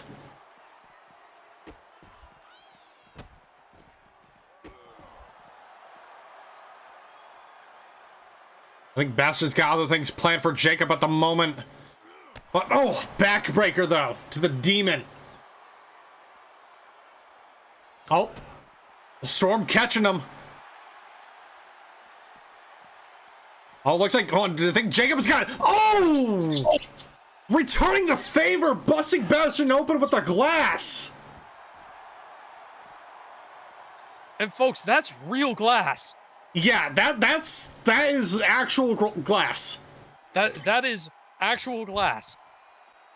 Well, what the hell? We're losing camera. What the hell's happening? What the hell? Wait. Where's the feet? What happened? We still got audio though. We can still hear what's going on. Oh god, can we try and get that? Can we try and get the camera back up and running? Oh no! Look, wait, looks like they were making their way back onto the ramp though. Bastion with a power bomb to Jacob Storm at the foot.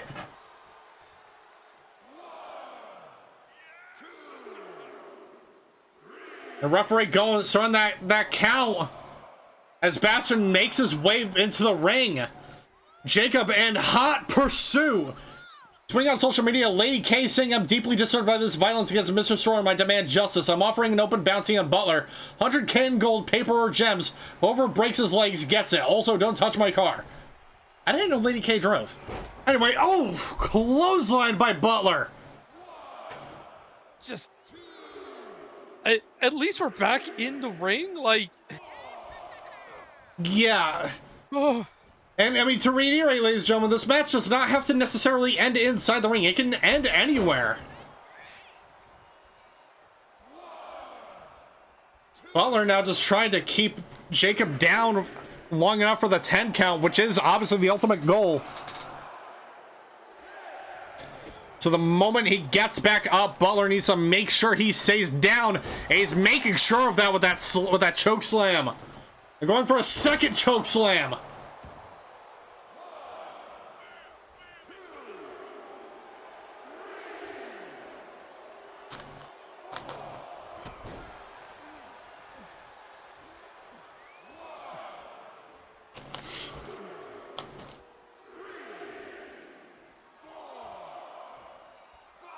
At the count of 5, Jacob Storm trying to get back up to his feet, but Butler, oh, Storm reversing now. Trying to put odds back in his favor, but Butler just not letting him have any of it tonight. Shows how vastly unprepared Jacob was. 6 count.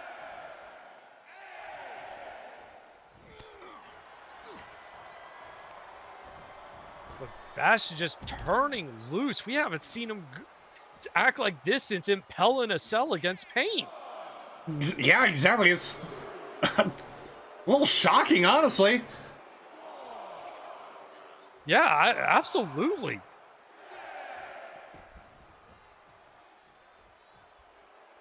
Well, Butler following to the outside. Jacob Storm, though, catching him.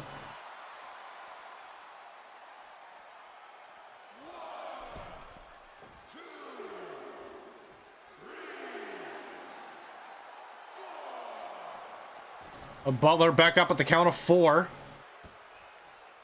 Following Storm back into the ring. A clothesline to the back.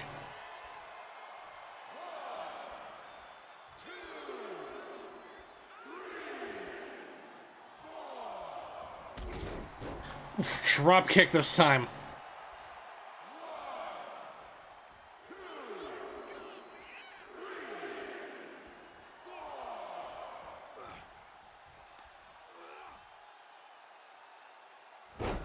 Oof.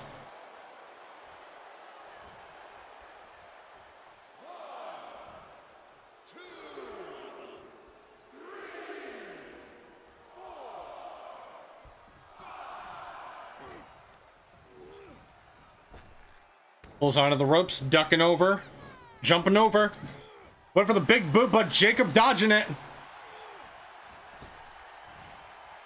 A sling blade by the demon.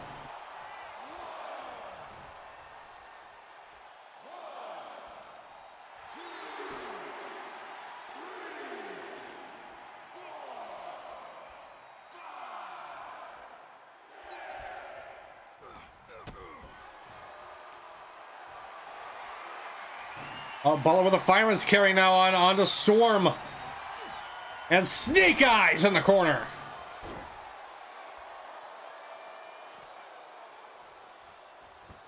Just Bastion, he just keeps laughing.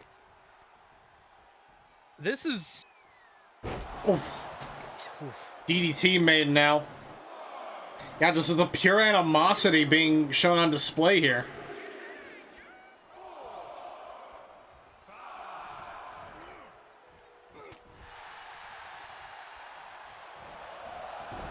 Oh. Storm though. Oh. Kick to the side.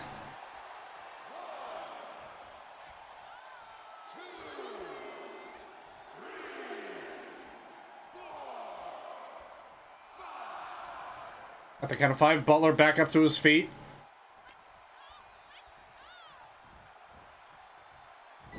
Oof. Into the corner. Oh, chop across the chest. Oh, what has Storm got planned here? Oh, drop kick to the outside.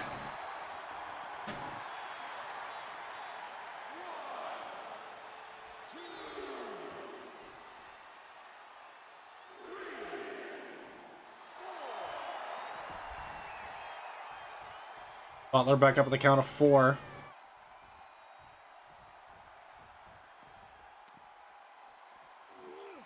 Oh, rolling Storm back in.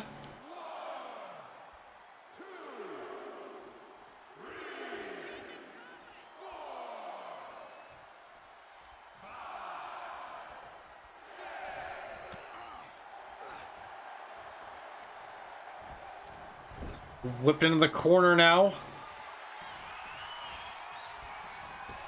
Well, Butler got planned. Oh! Quick discus punch there.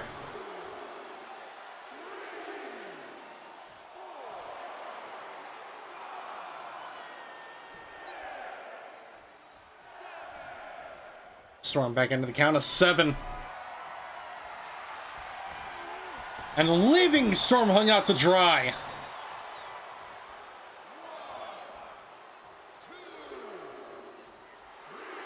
And keep in mind, ladies and gentlemen, this is not your main event. We still got 2 more matches to go after this. Yeah, this is absolutely insane. This has been one hell of a night here for episode 50 of WPW. Oh. Oh, Butler catching him in the back.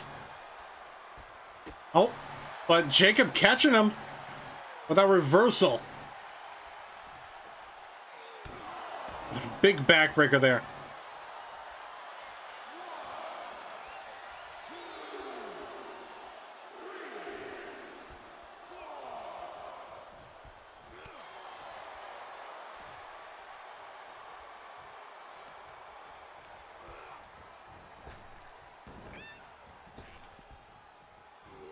Oof, DDT though by the demon.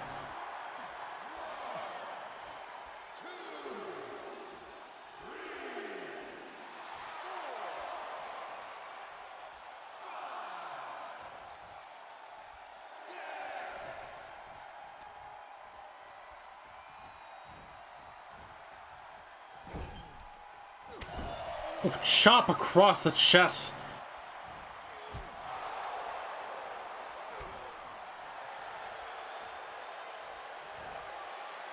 Oh, Butler.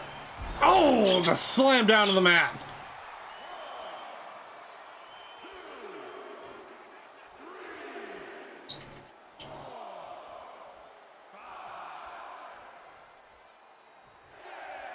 At the count of 6, the demon back up to his feet. Oh, running him into the ref a little bit by accident, I would assume, hopefully. But coming up on the ropes, as he got planned here. Oh, but no! Storm jumping behind. Reverse DDT.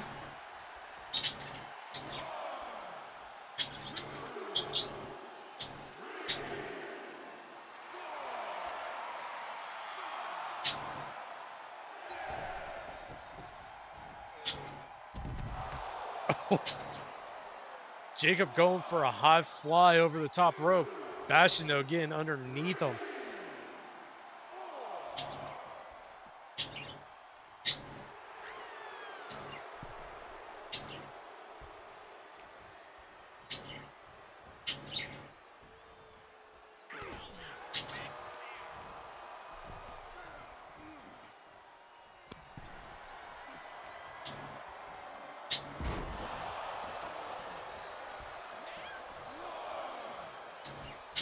Or just continuously keeping Jacob down. Obviously, after that, the upper hand he had early on in the match, just launching him into that giant ass spotlight. Yeah, I mean, normally you would end a match on something like that, not start it. Yeah.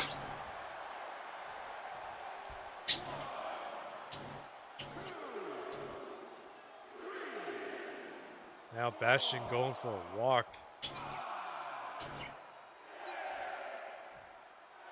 Count of 7. At the count of 8, very close, but Storm able to get up to his feet in time. Oh, close on though by Storm, another one.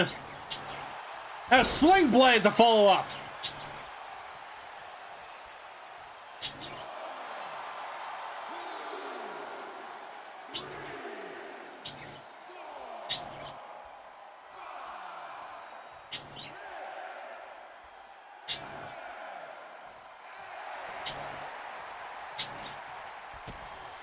Oh, big boot to the face.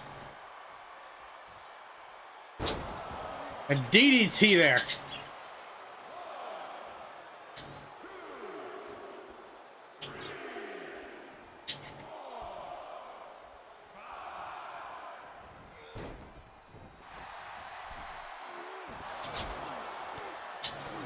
almost looked like Bastion was going for a baseball slide before Jacob got out of the way. Just oof.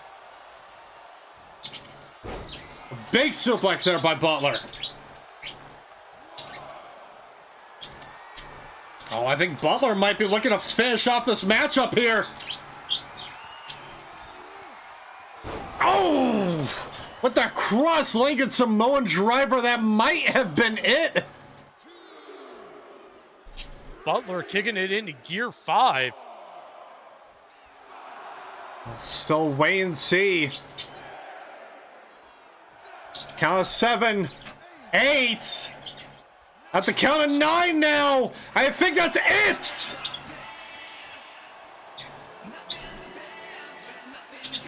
And here is your winner, Bastion Butler.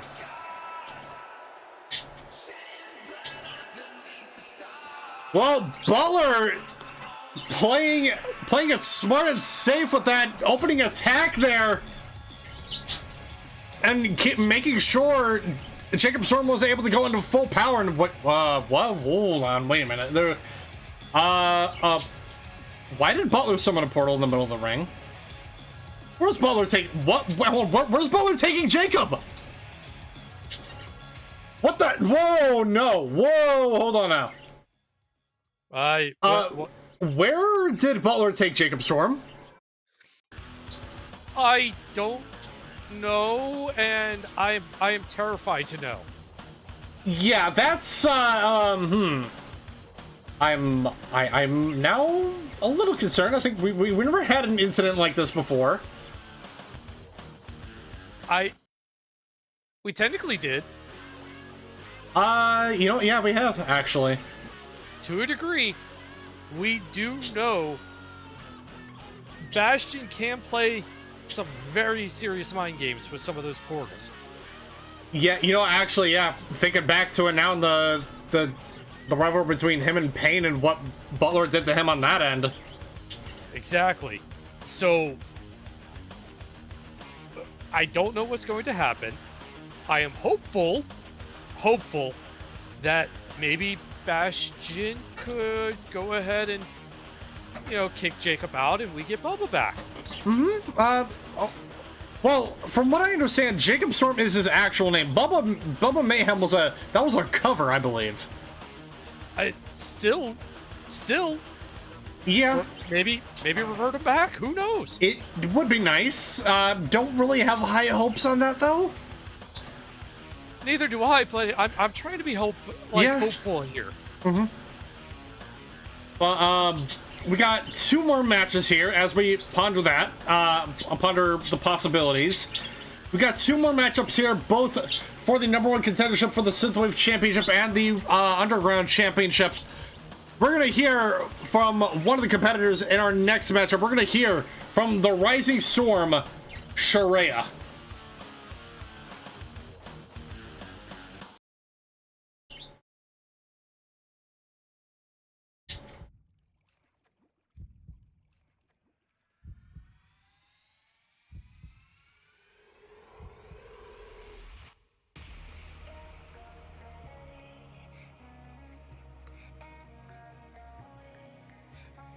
Cal-Amity, you are very capable against a few fighters.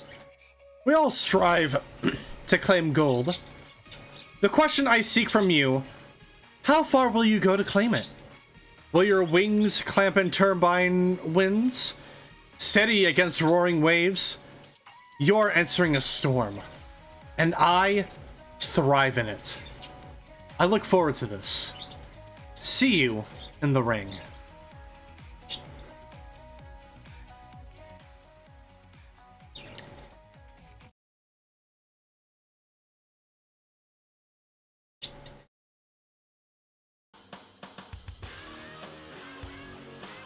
I do always appreciate it when we get at least a couple of promos from people who are eager for their matches. I know. Sometimes it's and refreshing. Hey, you know what though? At the very least, Cal-Amity, Shuria, very high spirits, those two. Yeah. Oh, absolutely. Shuria obviously coming off of a victory at War Games in the, after that, the women's War Games match. Cal-Amity, however, coming off of a very outstanding victory, and it was kind of the reason why, or how she even got this opportunity for this number one contendership match. She was in a triple threat match in the last episode, going up against both Shiva and Amber Drake, and stood up on top of both of them in victory. So I'm not at all surprised that she got the, granted that was former Rocker Girl champs, and this is for the Synthwave Championship, but hey, you know what? One step at a time. Yeah, absolutely. Small steps, but if you take enough of them, you'll start getting the giant leaps. Yeah.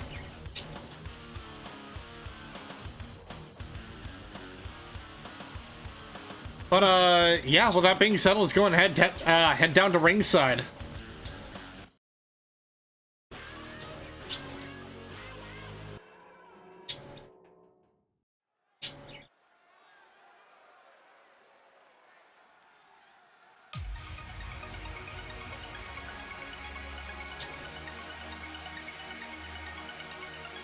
The following contest is a singles match scheduled for one fall, and is a number one contendership match for the WPW Synthwave Championship.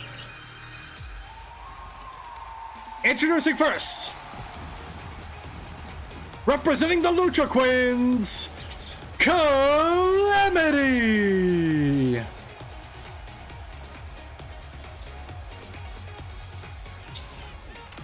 And one could almost bet that her tag team partner Hijinks is watching this match with excitement from the backstage area. Hijinks had an opportunity to go for the Synthwave belt, but unfortunately lost it to Satan Bone Crusher. Now let's see if the other Lucha Queen can succeed in this task. Yeah, I mean, fingers crossed. Hopefully the Lucha Queens can get a shot at gold.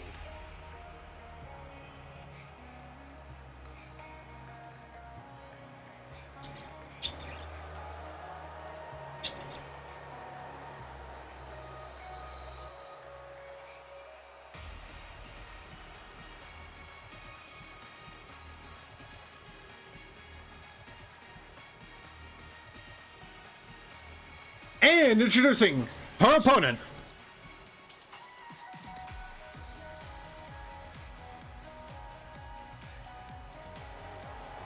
wrestling out of Pattaya City, Thailand, she is the Rising Storm, Shuria.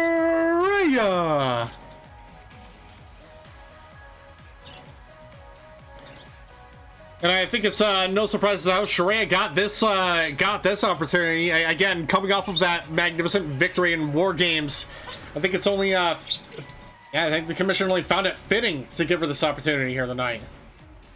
Yeah, absolutely. Part of the winning team should absolutely get a shot at a belt, though I am surprised with how the commission has been lately.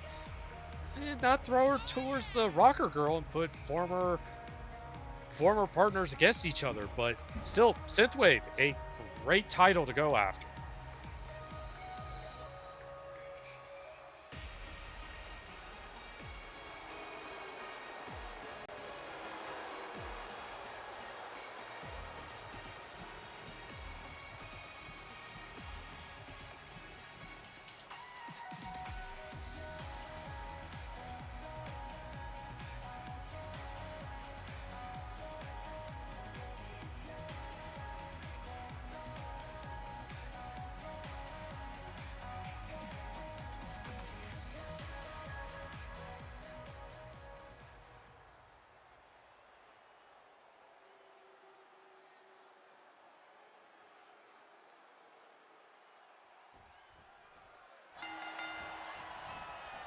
And here we go.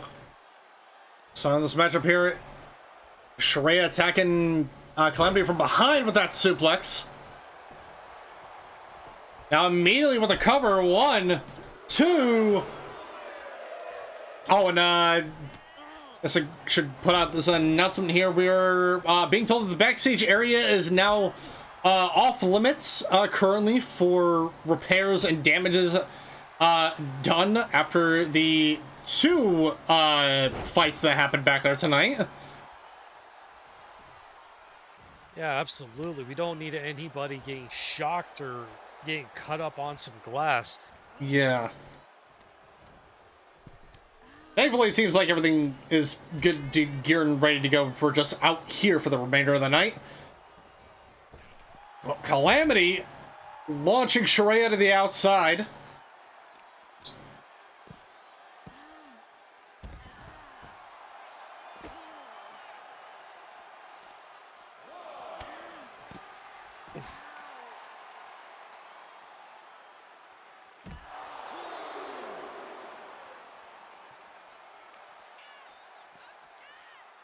Oh my God! Oh. Cal-Amity slamming Shuria's head on the edge of that on the edge of the Spanish announce table. Yeah, even the Spanish team is looking a little worried.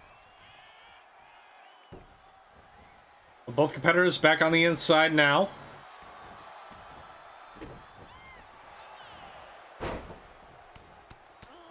One of these two will come out tonight, going to Ascension 1.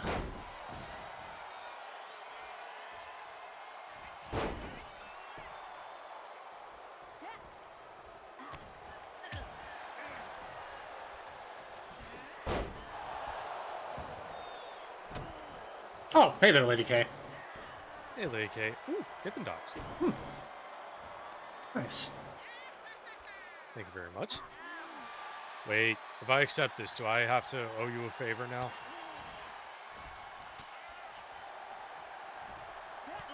Well, I am accepting, but... Okay, thank you. Shuria taking to the apron, though, the drop kick to the outside by Cal-Amity.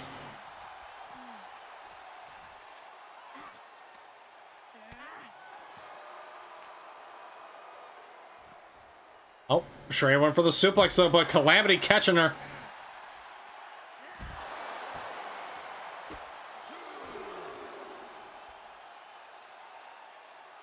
Oh my God. Cal-Amity not letting up tonight, it seems. Yeah, after that quick pin. Oof. After Shuria got that quick pin, Cal-Amity just said, no more. I got this tonight.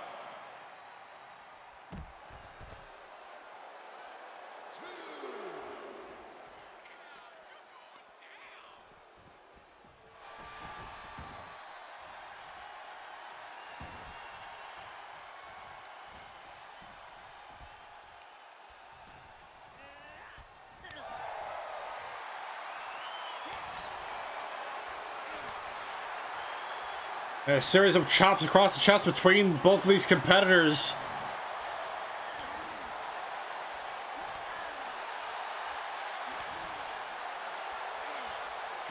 Both of them already visibly exhausted. This has been a brutal match. Just catching gear after gear and on the gas since we started. Oh, Shuria with the upper hand though on that. Oh! Series of kicks across the body. Now going for the cover. 1, 2. Oh, nope. Kick out at 1.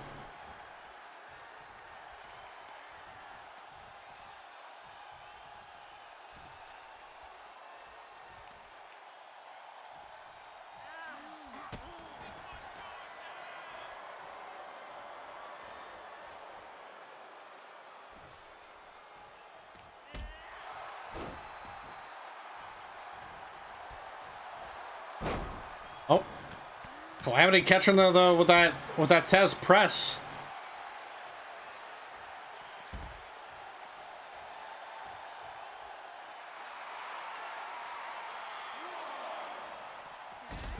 Ooh, drop kick to the back. And Cal-Amity just, I don't know, giving into maybe the inner thoughts or feeding off the energy of the crowd with that. Oof. Yeah, Shuria's gonna have to think of something quickly if she wants to, put the odds back in her favor. Because Cal-Amity's sure as hell not gonna let her do any of that. yeah, absolutely. Both competitors back into the count of 6. Oh!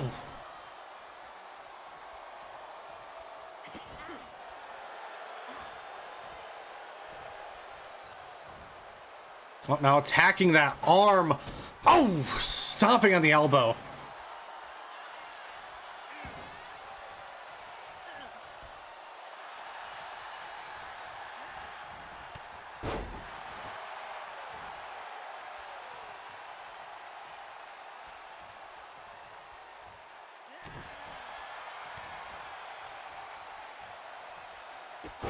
Oof. Quick kick by Cal-Amity.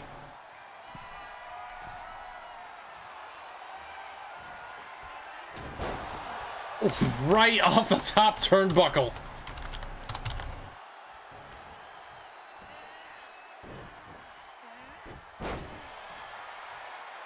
And that was the Insano kick we saw earlier from Cal-Amity, but now Shuria wrenching that arm.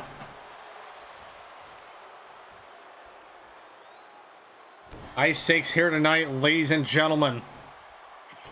Oof. And this still isn't even your main event. No, we still got one more matchup after this. We got triple threat action in your main event. Oh!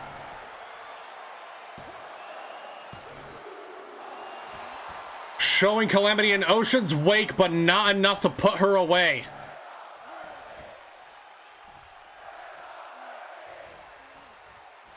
Yeah, with how much damage Cal-Amity has been able to put, like, dish out there, Shuria is still just getting these pins. I am impressed. Neck breaker there by Shuria, going for the pin attempt once again. 1, 2, no.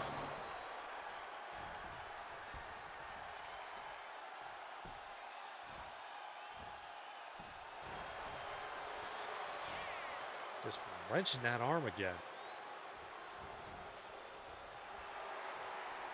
Oh, Cal-Amity in the apron, but Shuria catching her right there. Taking her to the outside.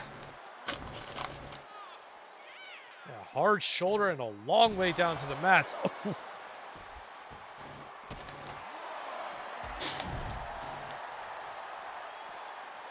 Flying elbow getting Cal-Amity back up to her feet.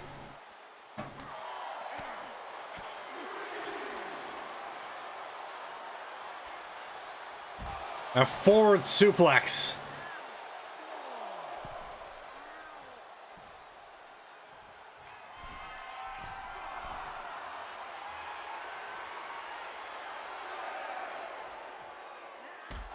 And a drop kick from the top turnbuckle to the outside. High risk, high reward. That was some distance cover.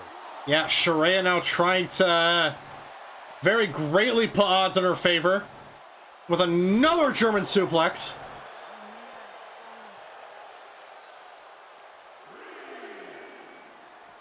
Just all gas, no brakes with these two.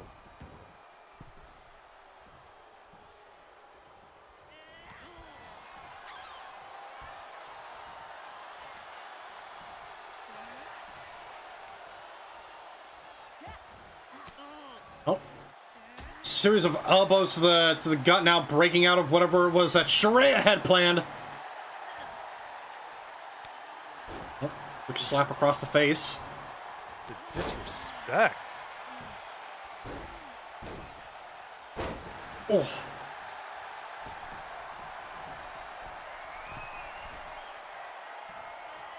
And oh, double axe handle almost hitting the ref a bit there. Don't know if roughed it out of the way. Yeah, don't know if Cal-Amity entirely thought that one through, but oh!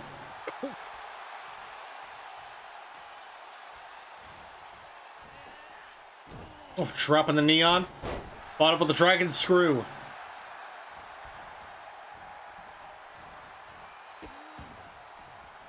Just stomping on the hand. Now going for the cover. 1, 2. Oh, no. Kick out at 1. Both of these ladies putting it all on the line tonight. That's for a shot at gold. On Cal-Amity though. Oh! What the Viva la Revolucion! But not enough to put Shuria away.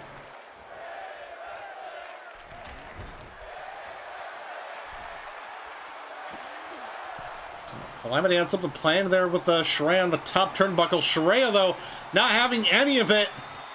And a snake eyes in the corner. Going for the cover now. 1, 2. No, kick out at 2.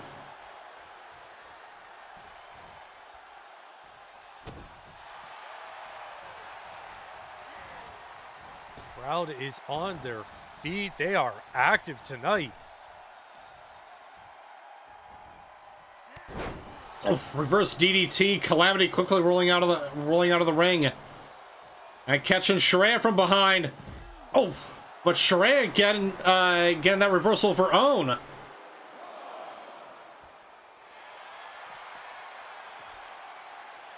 Float over DDT there. Looked like Shuria was taking a brief second for herself, too.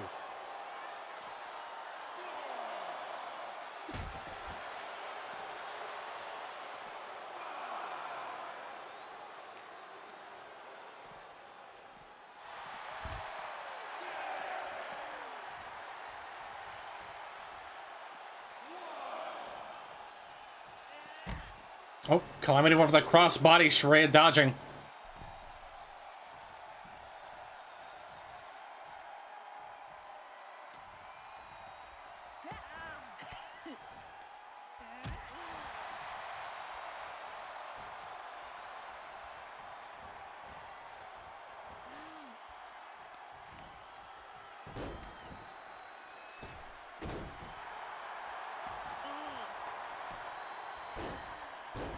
Slamming Shuria's head down into the mat.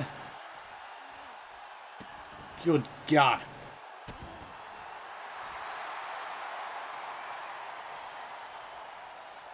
Cal-Amity hyping up the crowd a bit.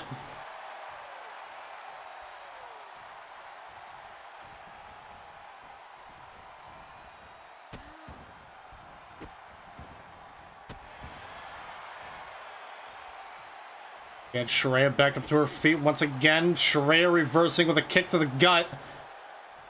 Now looking for a butterfly suplex.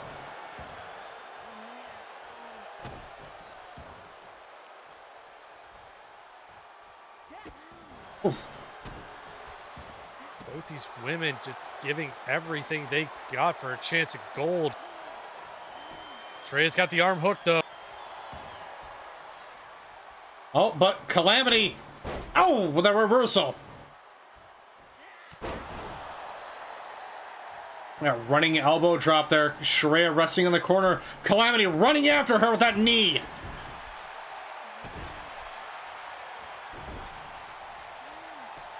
And now trying to choke out the Rising Storm in the corner.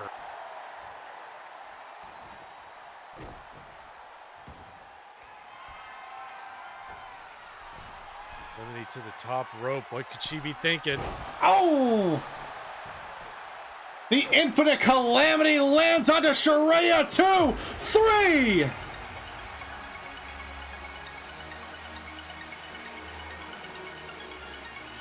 And here's your winner, Cal-Amity! Well, that settles it, ladies and gentlemen. Cal-Amity is going to Ascension. She will be facing Morgan Reed for the WPW's Synthwave Championship.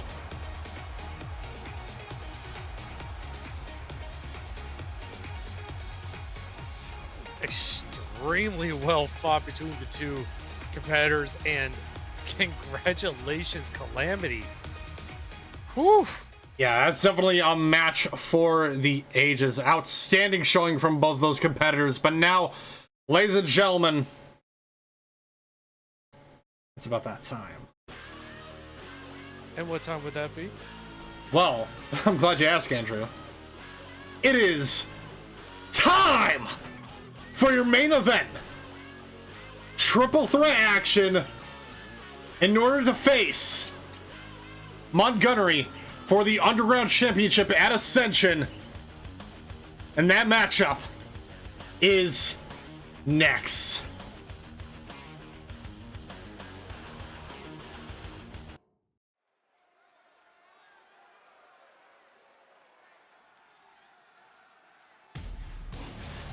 The following contest is a triple threat match scheduled for one fall and is a #1 contendership match for the WPW Underground Championship. Introducing first, wrestling out of a land down under, Merrick, the Hunter.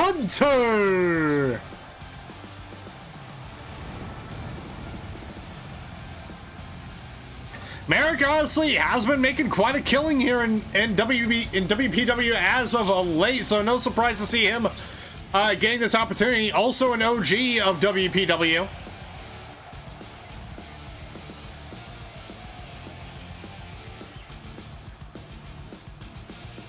He's been on an absolute roll from not only starting our shows, but now to main eventing one with a #1 contendership on the line.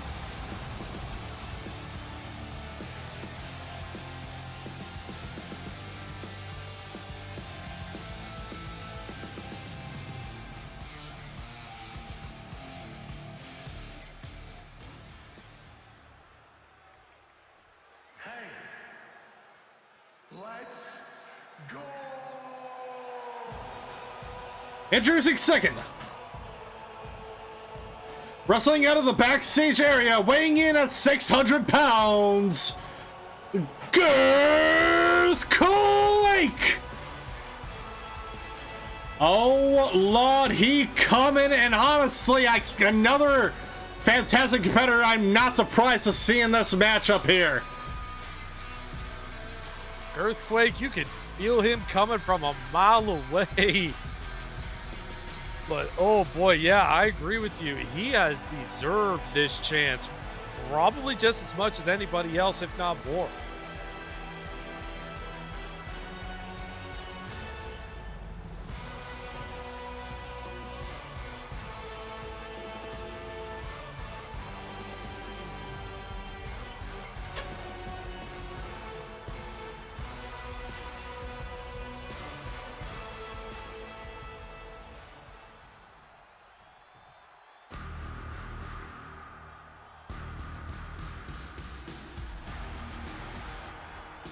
And introducing third,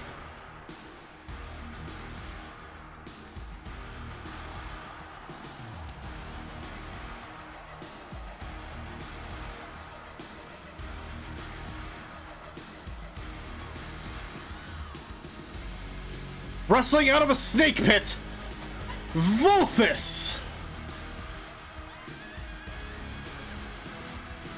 I don't know if snake pit is the right way. I mean, granted, how does he get those things? How else would Valthus get those things? Yeah, I don't know, but... Well, Valthus, you know, he may be new, but again, just like many other newcomers in WPW, just making an absolute... just sending a message. And again, Valthus is an incredible competitor, has been, again, making a killing here. And so, again, no surprise to see him in this matchup. It's really no surprise whenever you see a lot of people in #1 contendership matches. Because usually that means they actually put in the work.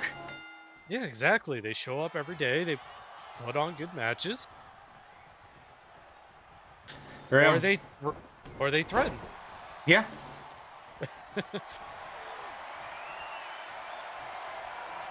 Girthquake, though. Oh, leaving Valthus hung out to dry. Merrick. Oh, Merrick getting a submission attempt locked in very briefly on Girthquake, but Valthus breaking it up. Getting a tweet on social media from Haruka saying, tell you what, Shu, unless plans are made to cause otherwise, the stars are aligned at Ascension. Hashtag you're next. Oh no. Oh boy.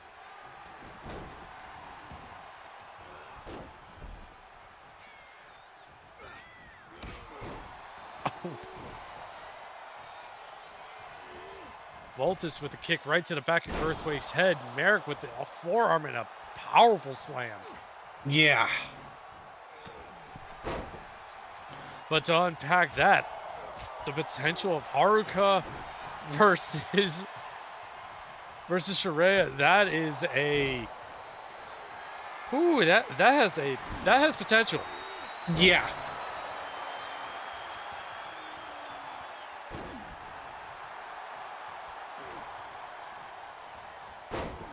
Merrick taking Girthquake down by the legs with, you know, the normal strat to take on larger opponents is obviously going after the legs.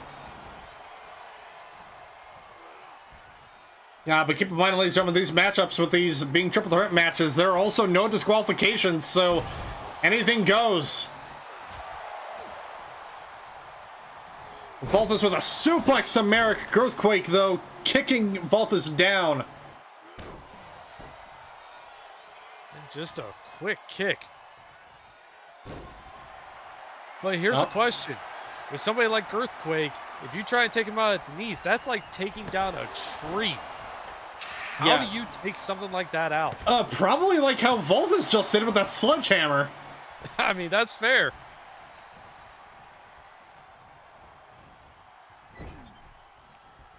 Or Girthquake coming at Merrick from behind. Oh. And Valthus doing the same, but Girthquake whipping him into the corner.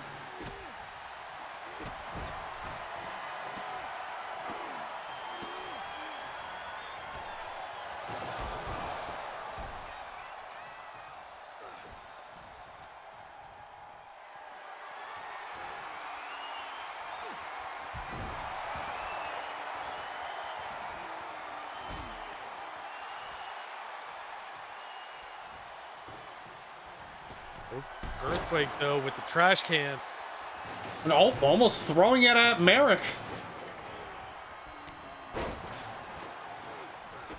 Yeah, and a reminder, ladies and gentlemen, Girthquake was in a ladder match at the return show of WPW, going up against El Cholo Espiritu and Greg Terrace for the underground belt.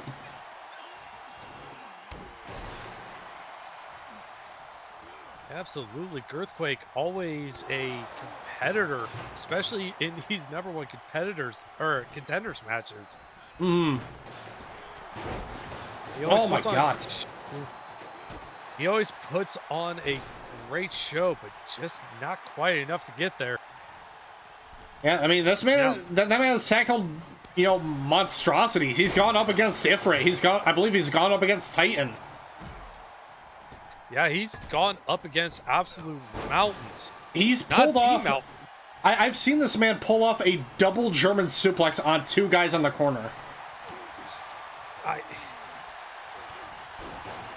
If I didn't know any better, he would probably classify as an abomination. But no, he's just an average dude from the back. Yeah, I mean, he helps with the ring crew. Oh my God! Oh, Valthus throwing the sledgehammer at the head of Merrick.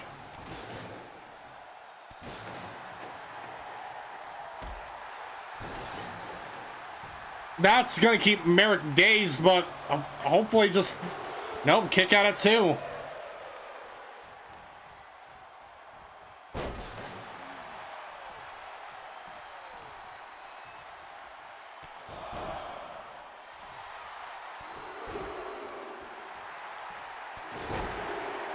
Oof. I think he busted Girthquake open, yeah. Oof. Yeah, triple knees.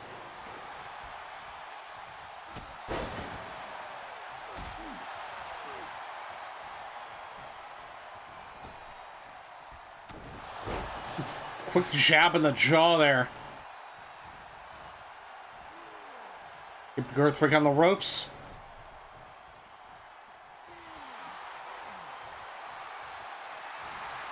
Now imagine the feather in the cap for Valthus. Debuted meteoric rise to the top to a #1 contendership match with the chance of going to Ascension. I mean, that would be an incredible story. Yeah. Over the peninsula, but kick out at 1. Valthus now going after Merrick.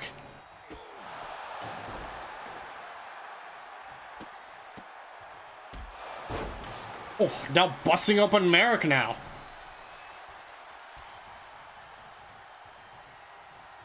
I have a sneaking suspicion that this match is very quickly gonna become a bloodbath. Oh, absolutely. 2 out of 3 bleeding? Oh, yeah.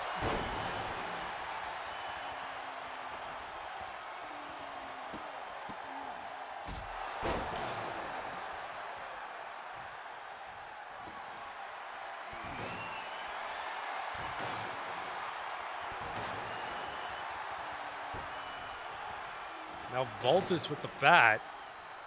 Yeah, oh boy. Oh!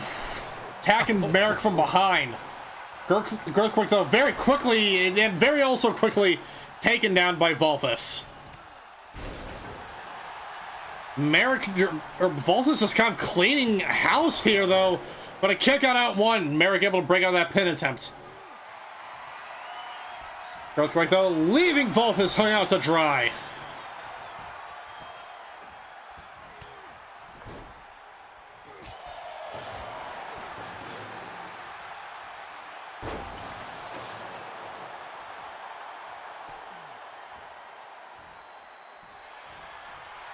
Merrick wrenching the arm. And just throwing that trash can at Valthus as he makes his way back out to the ring.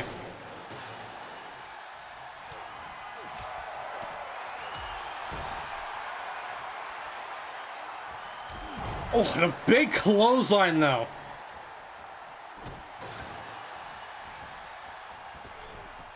A springboard moonsault there by Valthus going for the cover. And for those of you joining in, ladies and gentlemen, welcome into WPW Saturday Night Showdown episode 50. I am your host, the Killjoy JTB, with my broadcast partner, Andrew Jensen. We are here in the main event of tonight. It's Valthus, Merrick the Hunter, and Girthquake in a #1 contendership match for the WPW Underground Championship. We hope you enjoy your stay. Oh!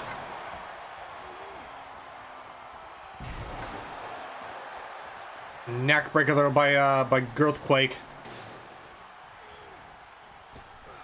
Oh, another spinning back elbow. Merrick on the apron though. Oh, whoa! Ooh. Almost went for the lariat there, but overshooting, jumping directly over Valthus. And snake eyes by Girthquake. Big knee. Merrick with the trash can. Kicking Merrick away. Valthus back in the ring. Now Girthquake with Valthus up and hung out on the top rope. Oh, German suplex almost hitting that trash can.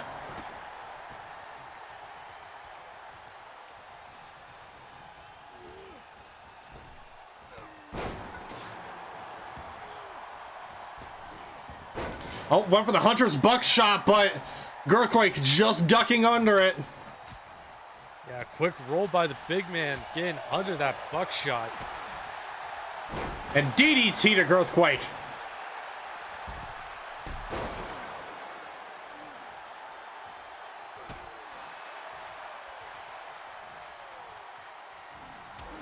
Another big clothesline though. Valthus with the cover. With a kick out at 1.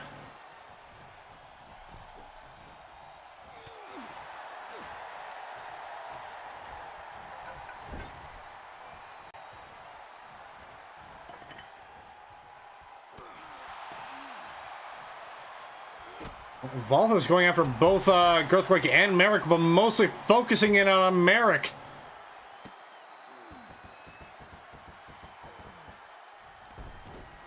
Oh.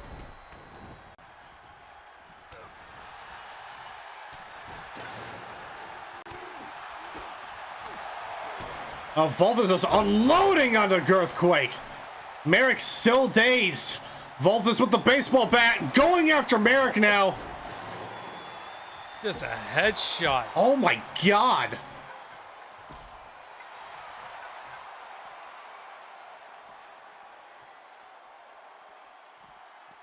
Valthus not messing around whatsoever. Oh, not at all. Double headshots with the bat. Oh, Throwing sledgehammers. Merrick and Valthus meeting each other in at the front of the ring there a little bit.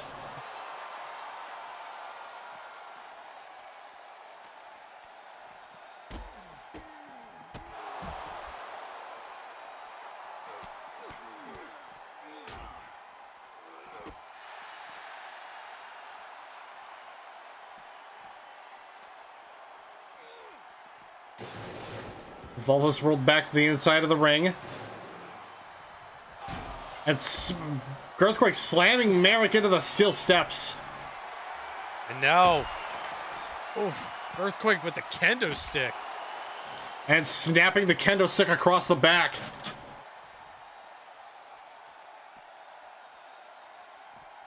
Now taunting Merrick there for a minute. Keeping him dazed, but just enough for Valthus to get the upper hand, slamming him once again back into the steel steps.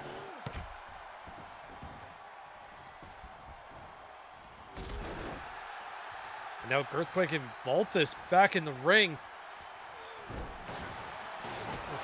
Oh, Hunter's buckshot connects. But a spear by Valthus.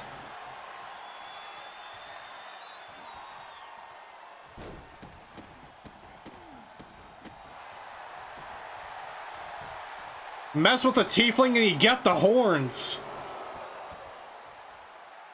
I believe that's how the saying goes. I believe so. Oof. Oof. Big German suplex there by Merrick. Oh, slamming that trash can into Valthus, busting him open, I believe. Yeah, we are 3 for 3 in this match. Whipped into the corner, Valthus trying to go after him, Merrick catching the leg. Girthquake back in now. Another Hunter's buckshot, a kick to the back of the head by Valthus.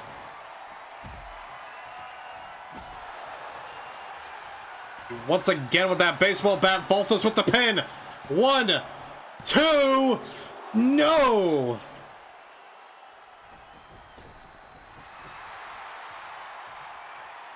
And Valthus from behind! Yeah, just barely catching Girthquake with that shoulder.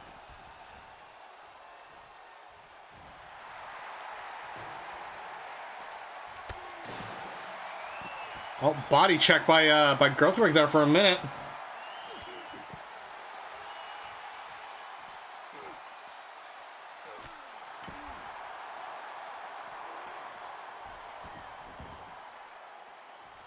Girthquake throwing Merrick back in the ring, going for a walk though. Clothesline by Girthquake. And Valthus just hanging around the outside. Yeah, sliding back in quickly though. Yeah, looking for an opportunity, and I think he got it.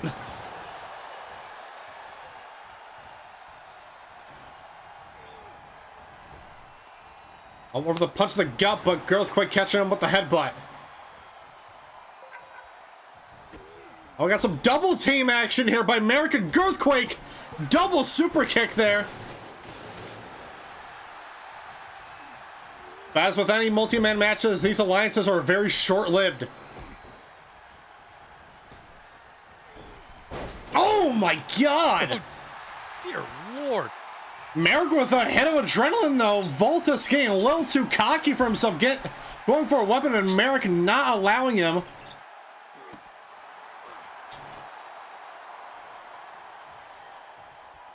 And a big power bomb on the outside.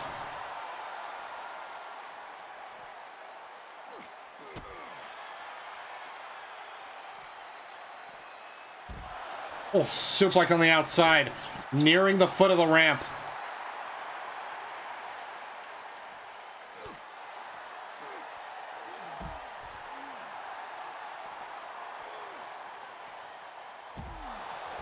Dear God, look at the amount of blood on Girthquake's body. Yeah, no, that man is all covered up.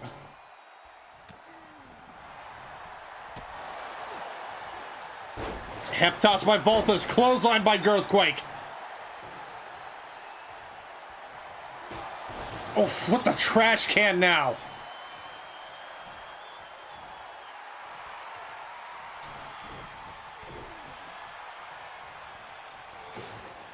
Ladies and gentlemen, what a main event to end off on. This has just been pure animosity between all three of these competitors. All for a chance to take on Montgomery for the Underground Championship. Absolutely. These three men know what is on the line right now, and they are giving their all. Now Merrick with another kendo stick.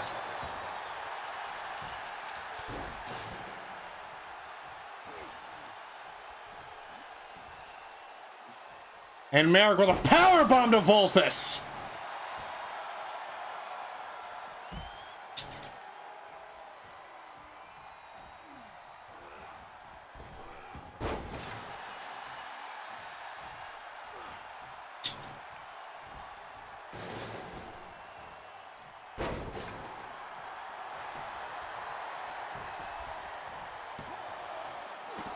Oh. Valthus breaking up that pin attempt.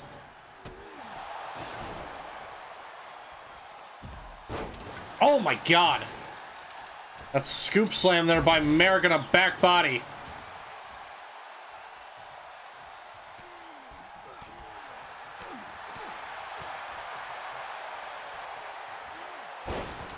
Oof.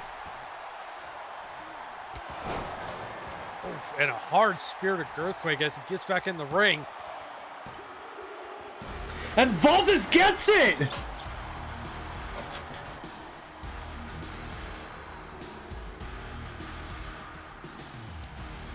Here is your winner, Valthus!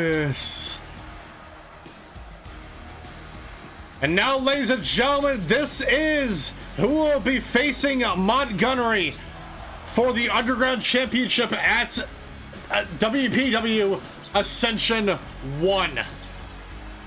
And we have snakes.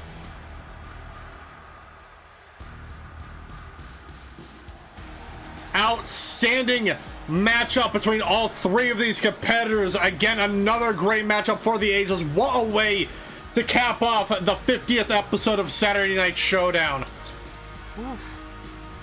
I'm getting some word, and apparently yeah, Jacob Storm has been spotted unconscious in the backstage area. I hesitate to think about what Butler did to him, but yeah, that's one of many things. We'll keep you guys updated on that end. But congrats to Valthus, congrats to Cal-Amity for winning an opportunity to potentially hold championship gold at the end of Ascension. We got many matches left to go before we get into the pay-per-view season, ladies and gentlemen. But with that being said, thank you guys so very much for watching. This is where we're going to be capping things off. I have been your host, the Killjoy JTB. This has been Andrew Jensen, and we will catch you guys next time in the Underground.